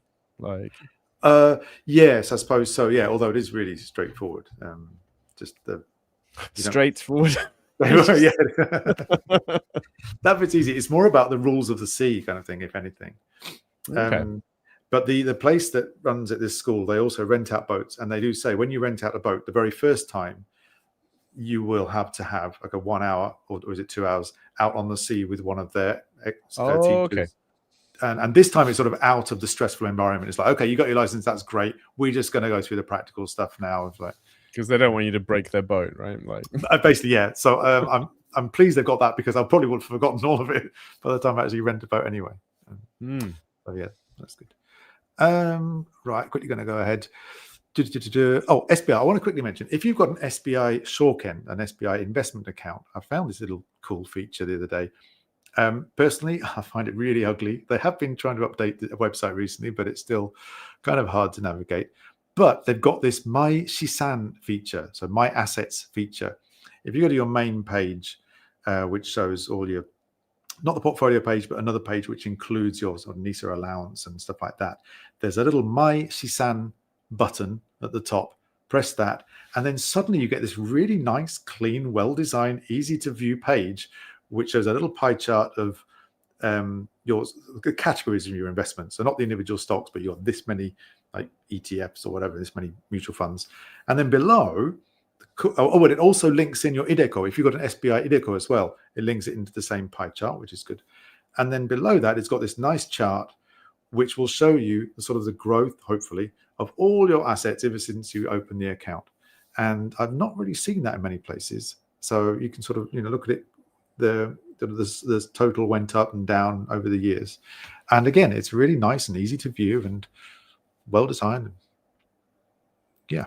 Click the My I looked at the Rakuten one and it wasn't that nice. Oh, okay. So right, that's an FYI for people with SBI accounts. Changes ahead for British expats with a pension. We did mention this briefly earlier. Do you want to talk any more about that? Or? I would just watch the video. So I made a video about this. It's my only kind of semi-viral video ever. Lots of people watching it. I think we might have actually broken the story from the non-resident Brit perspective, because someone watched the budget from the well, maybe one person watched the budget, right? Like no, someone from the Retire Japan forum watched the budget and then posted about the changes to voluntary contributions. I picked up on that. I made the video immediately. I had a sense that this was the time to do it. And it went huge because no one else was talking about this. It wasn't in the news. It wasn't anywhere else. It was, so we were the only source of this information, and it went quite well. So yeah, watch that video because that's what I talk about, all the changes on there. Good. But basically, they're cracking down on the free money that was Class 2 contributions. And those won't be available after April next year. After April, there you go. Yeah, but definitely watch the video. I think you explain it really well in there. I'll just do one more item of news, which is, you mentioned it briefly earlier. Hundreds of people get their car driving licenses suspended for drunk cycling. There's the news on this. I saw this on the BBC. It's in Japan. I think it was roughly over 9 months or so, 4,000-ish people were caught and fined for having drunk alcohol while cycling. And then it was about, was it 900 people, I think, actually had their car driving licenses suspended because they were deemed that they might be a risk because they'd been drink cycling already. Now, this isn't as insane as it might sound, or as unfair as it might sound. So in Japan, a bicycle is classed as a vehicle. It has the same legal standing as a 50cc motorbike, so a genski. So therefore, from the legal perspective, if you are operating a vehicle under the influence and you have a driving license, then you will have that penalty applied to your driving license, which seems incredibly unfair, because if you're a cyclist that doesn't have a driving license, you'll get in trouble, but you won't lose your driving license because you haven't got one. But if you do have a driving license, you'll get in trouble, and you will also possibly have your license suspended. So just be really, really careful. Like, even cycling, it's a big deal. It's treated in the same way if you're caught as driving drunk, basically, or driving under the influence of alcohol. So yeah, that's why I wasn't gonna have some wine tonight, because I have to either I have to drive or cycle home. I mean, I can walk, but it's about 50 minutes. So yeah. So if you push the bike and you've been drinking, is that okay? That's fine. That's fine. You're not operating it technically. Right. Yeah, you're not operating it. So yeah. I think the only way you're going to get caught for this is if you have an accident and the police are called. They'll notice that you've been drinking, or if you fall over in front of a police car or something. Like, yeah, that's pretty much it. I think the vast majority of people probably don't get caught, but just be careful because the consequences are huge. When I first came here as an ALT, as an English teacher, from day one, we were told by the Board of Education, like, drink cycling is a huge deal. You will lose your job for it. Don't do it. So this isn't particularly surprising to me, but I think it might be surprising to some people. Yeah, I was surprised. Okay, I'm going to skip that other news item because we're running out of time. The next thing on the forfeit. The next thing forfeit is ukulele. So last time you asked me to play something on the ukulele. All right then. So yeah, I came up with a little. This is the new one that I bought a couple months ago, which is why it came up last month. It was like my sort of frivolous purchase from last time, and I did a little ditty, and you asked me to do another one. So it was great. It was really good. A quick song, a Christmas song, okay, especially for people in Japan. I'm sitting on the floor today and my legs are going numb. That's my excuse if it doesn't come out right. Okay, are you ready? Here we go. He stands on the corner with a ho, ho, ho. The children wave it. Hang on a minute. I got it wrong. He stands on the corner with a ho, ho, ho. Fluffy white beard under his no-ho-hos. The children wave at him with a laugh and a cheer, but it's not who you think at this time of year. There's more to Christmas than KFC, more to Christmas than Mariah Carey. If you live in Japan, then you'll know what I mean. And please don't make it start at the end of Halloween. There's one more verse. What do you eat in your home country? Do you queue up for hours or get Uber Eats delivery? Do you cover the table with traditional food? And is it served in a bucket? And is it finger-licking good? There's more to Christmas than KFC, more to Christmas than Mariah Carey. If you live in Japan, then you'll know what I mean. Now please don't make it start. Why do you think it starts? No, it definitely doesn't start at the end of Halloween. Woo! If you keep pulling these out, you're going to have to do them every time, you know. Oh, wow. I get so nervous. There you go. That was great. Awesome. That's my forfeit. I did it. Definitely the highlight of the show. We're going to go through the YouTube things and it'll like spike there. Oh, dear. Well, thank you for the nice comments. Can we move on now? I'm going to be embarrassed. Right. Awesome. All right. We have a few minutes left, so let's burn through the media. Okay. Yeah, you have said this a wonderful little blog about traveling around Japan, and it's from somebody that you were already aware of, I think. Yeah. So this is kind of funny. So there's this guy who has an English school, I think in Osaka, but I'm not sure. And he wrote this blog called Good and Bad Japan, which was hilarious. It was really well written. And he wrote a couple of books as well about his experiences living and teaching. And they were fantastic books, like hilarious, really well written. And for some reason, he stopped doing that. I'm not sure why. But he took the books down. He took the blog down. I was really upset because I thought he was a fantastic writer. And then this was a couple of years ago, right? And then maybe last month on Substack, I got this recommendation for a new Substack, and I had a look at it. And it was this person writing about traveling around Japan, visiting various kind of tourist attractions. And the writing style was really familiar. And I really enjoyed it. So I recommended it on the Monday read. And I got a comment from Good and Bad Japan saying, I'm glad you like the blog because it's my blog. So he's writing again. And yeah, really well worth a read. I'm going to feature them on the Monday read from time to time. But check it out. It's really good.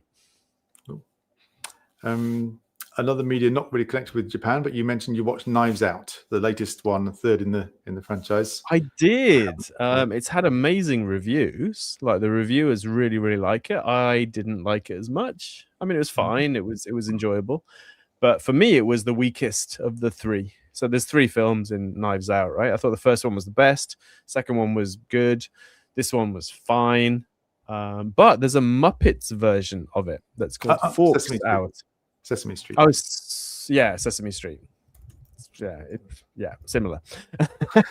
But yeah, so the Sesame Street version is wonderful. I really enjoyed that. It's only about 5 minutes. So you didn't like it? It was okay. I'll find the link and then everyone can watch and make their own mind up. Yeah, just look for Forks Out. It'll pop up.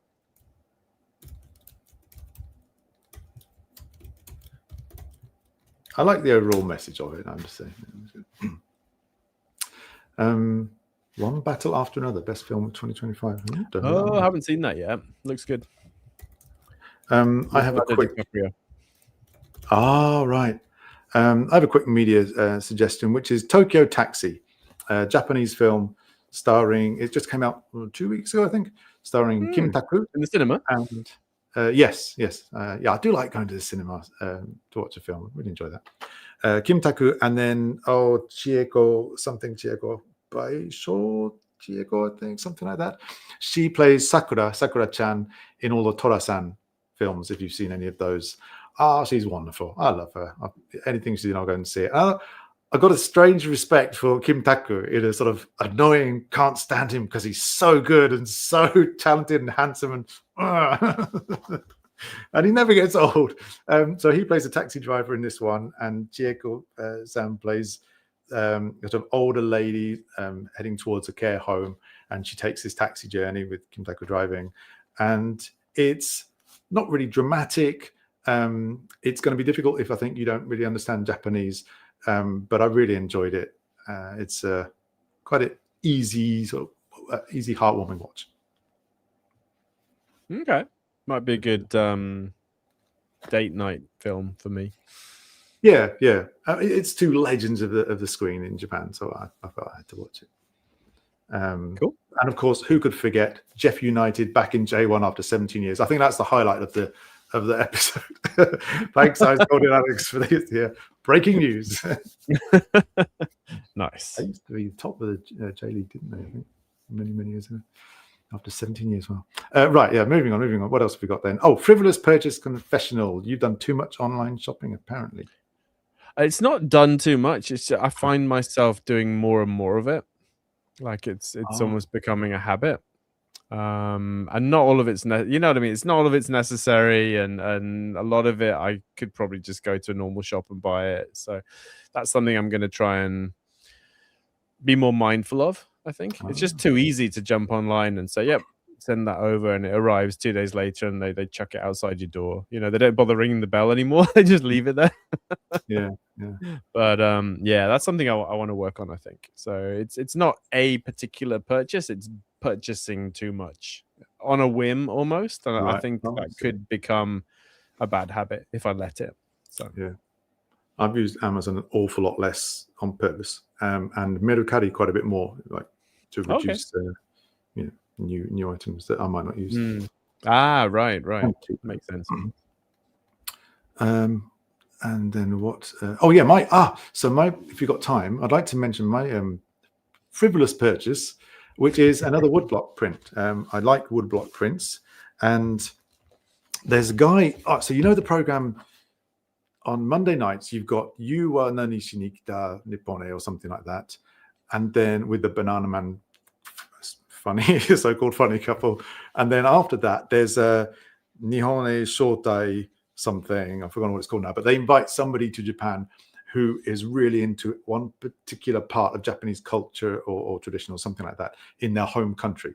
One time there was somebody making melon pan. I think it was Bulgarian or something like that. And he'd been studying how to make melon pan in wherever he was from. And they went over and paid for him to come to Japan and then learn from this baker down in Kyushu somewhere.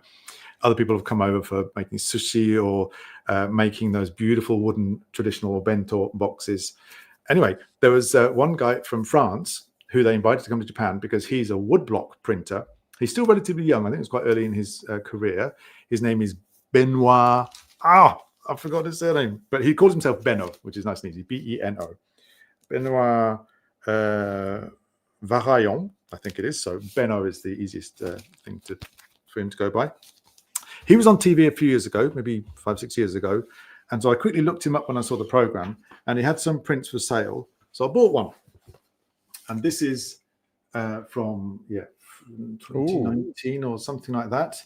And it's a scene in France. I think this was Brittany looking out over the rocks. I liked it very much. Looks like Japan, doesn't it? It does, doesn't it? Yes. Like now he has on Sanriku, on the Sanriku coast, a lot of it looks like that. It's kind of really pine trees on rocks over the sea like that. Could be Miyagi. Yeah. It's really nice. This is one of a set of 40. He doesn't do many with each image, but you can still see the grain of the wood. So it's one of the sort of early printings. Oh, wow. Really like it. I don't think it's collectible, but I like his style and sort of supporting the sort of the artist. And he very occasionally sends an email out, which he did last month, and said, I've just done some more prints over the past year or so. And so that's what I got this week. It arrived, my new print from him, which is, you can see the sort of the growth in his sort of style over the few years. And this is again, I think this is Brittany again. But he does this thing called karazuri, where you rub, when you're sort of rubbing onto the wood, you rub the paper in from the other side. So it's like it's sort of embossed here. And he's done it around the waves, a little bit on the clouds, but certainly on the waves, you can feel it sort of all textured around there, which is fantastic. And of course, you can't get that with, let's say, AI-generated images. So it really gives it a nice sort of, a feel to it. I've got his website here. If anyone's interested, it's ukiga.com. I think he still has some available. So these are two landscapes, but he does have quite a sort of wide variety of styles where he's done some people with kimonos and tattoos and stuff, and one with a skull, I think. And there's some cool videos of him on Vimeo actually going through the process of printing them.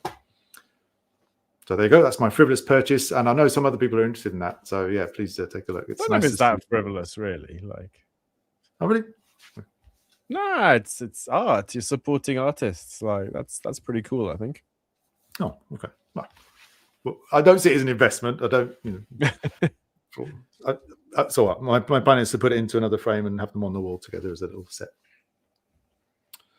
But yeah, it's cool to see somebody outside of Japan, sort of spreading the Japanese tradition like that.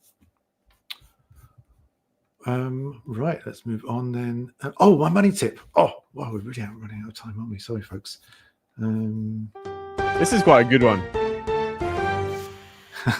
Okay, very important. Right, my money tip is to get seasonal drinks at a discount. And I don't mean like a crate of beer, but you want to buy some nice, champagne or sparkling wine or something like that, but pretty expensive. Some of you probably know there is a shop called Liquor Off, like liquor as in the alcoholic drink off, and it's part of the whole book off brand, and online. Right, online it isn't liquor off as far as I've seen, but there is hard off, which includes the alcohol that you would get. And so I think it's all the same sort of network that goes through a single spot. And you can get good discounts on alcoholic drinks that have not been opened and drunk. So buying them through there, and it's basically the same as buying from an online shop, but cheaper. And so to test the theory, for you, Ben, although I'll drink it, I actually tried it. I bought this ice wine, Canadian ice wine, which was just over 3,000 yen. You have to pay, I think it was about 500 yen postage or something.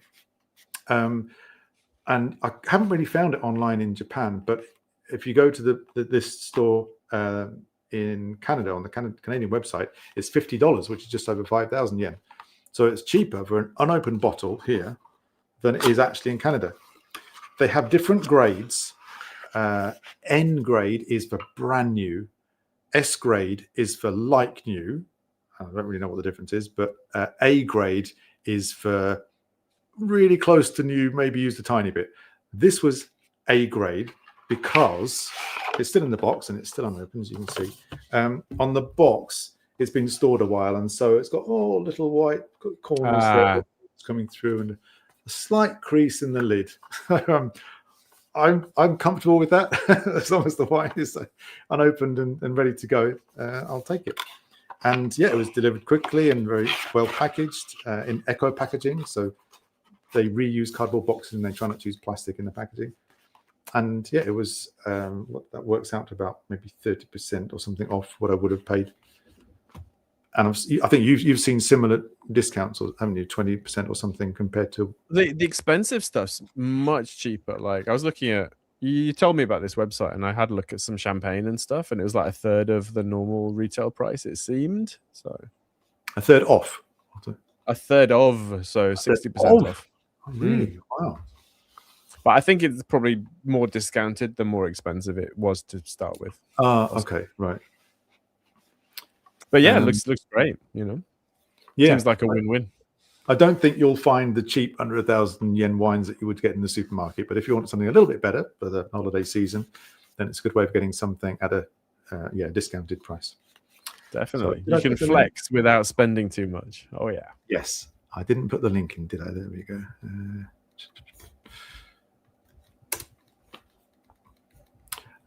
Okay. Yeah, so I would look out for the, what is it, N, S, or A grade, B, C, D. I don't know whether somebody's tasted it or not, but yeah, stick to the unopened top grades and you still get a good deal. Right. What else do we have? Now then it's Retire Japan forum updates. Yes. So please come and read the forum. It's free to read. You don't need to register. Only if you want to post do you need to register. If you do register, turn off your VPN, because we've had so many like spam bots on there that if your IP address is not in Japan, I basically reject it. So especially if it's in Amsterdam or something, because all the spam bots seem to live in Amsterdam. But yeah, make sure it's a Japanese IP address and you'll get approved immediately. Okay, so on the forum recently, we've been talking about the AI bubble, because everyone is talking about the AI bubble, which means there probably isn't a bubble, because bubbles tend to take people by surprise. But yeah, lots of discussion about that. Talk about the UK state pension, to the extent that people are saying, can you please make a separate board for the UK state pension, because the rest of us are not interested in it. Talking about changing your mortgage to allow you to rent out the property. So if you have a residential mortgage, generally speaking, you're not allowed to rent it out. You'd need permission from the bank, or you'd need to get a commercial mortgage. So that's something to keep in mind. Talking about credit card miles and points, which are nowhere near as good as they are in the US, sadly, here in Japan. So they're not basically as profitable. It's more like, so in the US that they're so generous that it's worth doing credit card stuff just to get the points, whereas in Japan it's more like, you know, you use a credit card when you were going to spend the money anyway, and then you get a little bit of points kind of thing. So it's a very different mindset there. Talk about renewing a Japanese passport for an adult US citizen. This is someone who was born with both nationalities, which at the moment the government turns a blind eye to. But I've seen Onoda, the foreigner minister. And she's banging on about this quite a bit, about how it's not right that people should be able to basically ignore the law. So that might be something coming down the line, because right now, if you're born with both passports, you're supposed to choose one by age 20, I believe, or 21. And then endeavor to give up the other one. But if you don't give it up, nothing happens. But it seems like she at least would like to change that so that it's enforced going forward. You do have to choose Japanese or the other passport and give up the one that you didn't choose, basically. Right.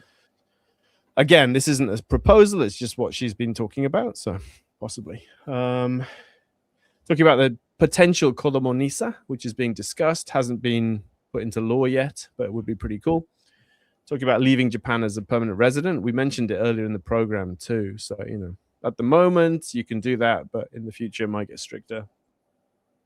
We had a poll about mortgage rates, and I was really interested to see that my mortgage at 0.9% was roughly in the middle. So there's people with cheaper mortgages and there's people with more expensive mortgages right now. So in December 2025. We had a thread about someone basically being fired and being asked to sign this mutual separation agreement and what they might want to think about before doing that. Talking about children's taxable accounts. So we don't currently have a tax-free account for children, but you can invest in a taxable account for them. And we were talking about Retire Wiki JP, which is a Retire Japan adjacent resource. So it's got lots of information on there. It's really, really useful. So yeah. And that's the forum in December 2025. That's a pretty broad range of topics. Wow. And active as always. I don't think we have any Q&A to catch up on, but I will just mention Foregone Conclusions comment about parallel imports as a cheap way to get stuff cheaper than an official distributor. He said, look for the kanji, parallel import. I can't remember how to pronounce it, but that's what it looks like. I've seen this on Amazon, I think, but maybe for next time, we'll try and look into that and see, maybe even try and buy something and see what's going on there. Interesting. I think we have a few random questions to clear up, haven't we? Go through the comments. So I had a few questions from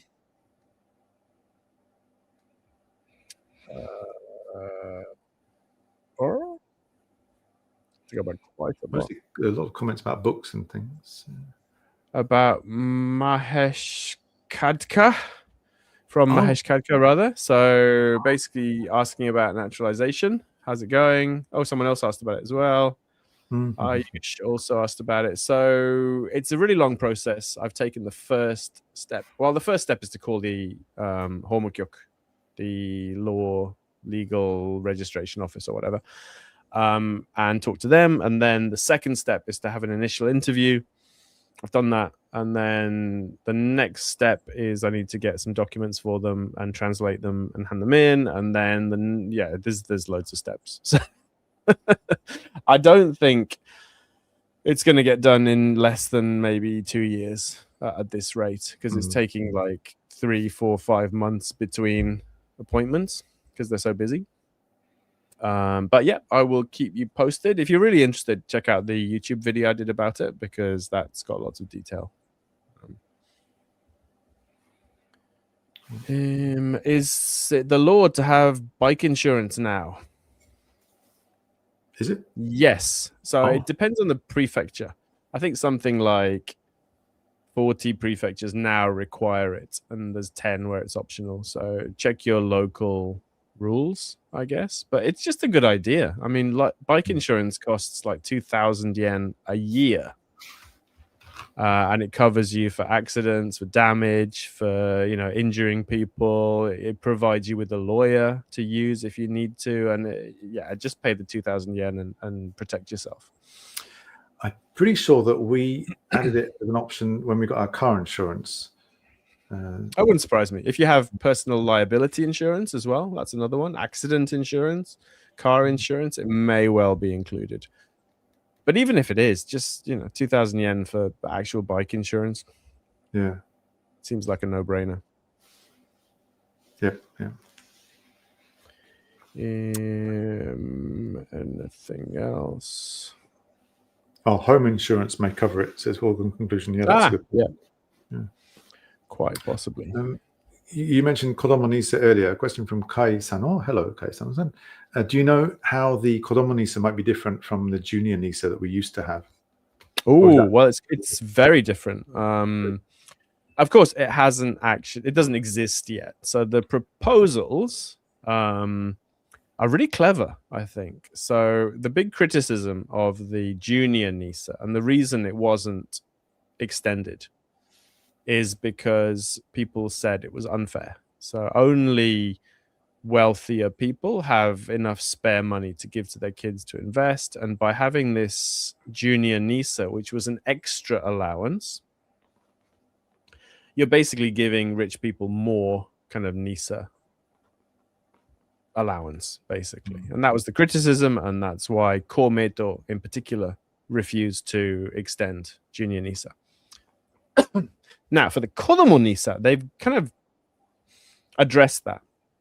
So the proposal I've seen at the moment is that the Kodomo NISA will allow children to use the tsumitate portion of their adult NISA early. So they're not getting any extra allowance. They're just getting to use their adult allowance early. And that basically heads off that whole criticism. And I think the proposal is they would be able to put in up to 1.2 million yen a year. With a maximum, they've capped it. They said a maximum of 6 million for the Kodomo NISA. But it seems great. If you've got a kid and you can put any money into their NISA when they're like 0 years old, that's going to grow so much. By the time they get to age 60 or something, it's going to be unreal. So millions, yeah, fantastic idea, I think. So I really hope it comes in. I'm guessing it won't come in next year, possibly 2027. But as soon as it does, then we'll definitely be talking about it on the YouTube channel and on the forum and on the blog. So good. I think we've covered everything. Woohoo! We've gone over. Oh my god. Yeah. Well, maybe Christmas bonus. Maybe that was it. Definitely. Okay. Right. Well, we'll be back in 2026. We will. January 21st. Oh yeah. Same bat time, same bat channel. Yep. Wednesday, 8 p.m. Yep. Japan time. It's really nice to see new people in the comments. It's really nice to see familiar names as well. So look forward to seeing you again in the new year. And have a great Christmas, Happy New Year, all that. We'll see you in the year of the horse. Oh, is it? I didn't even know that. All right. Wow. Okay. Thank you, everybody.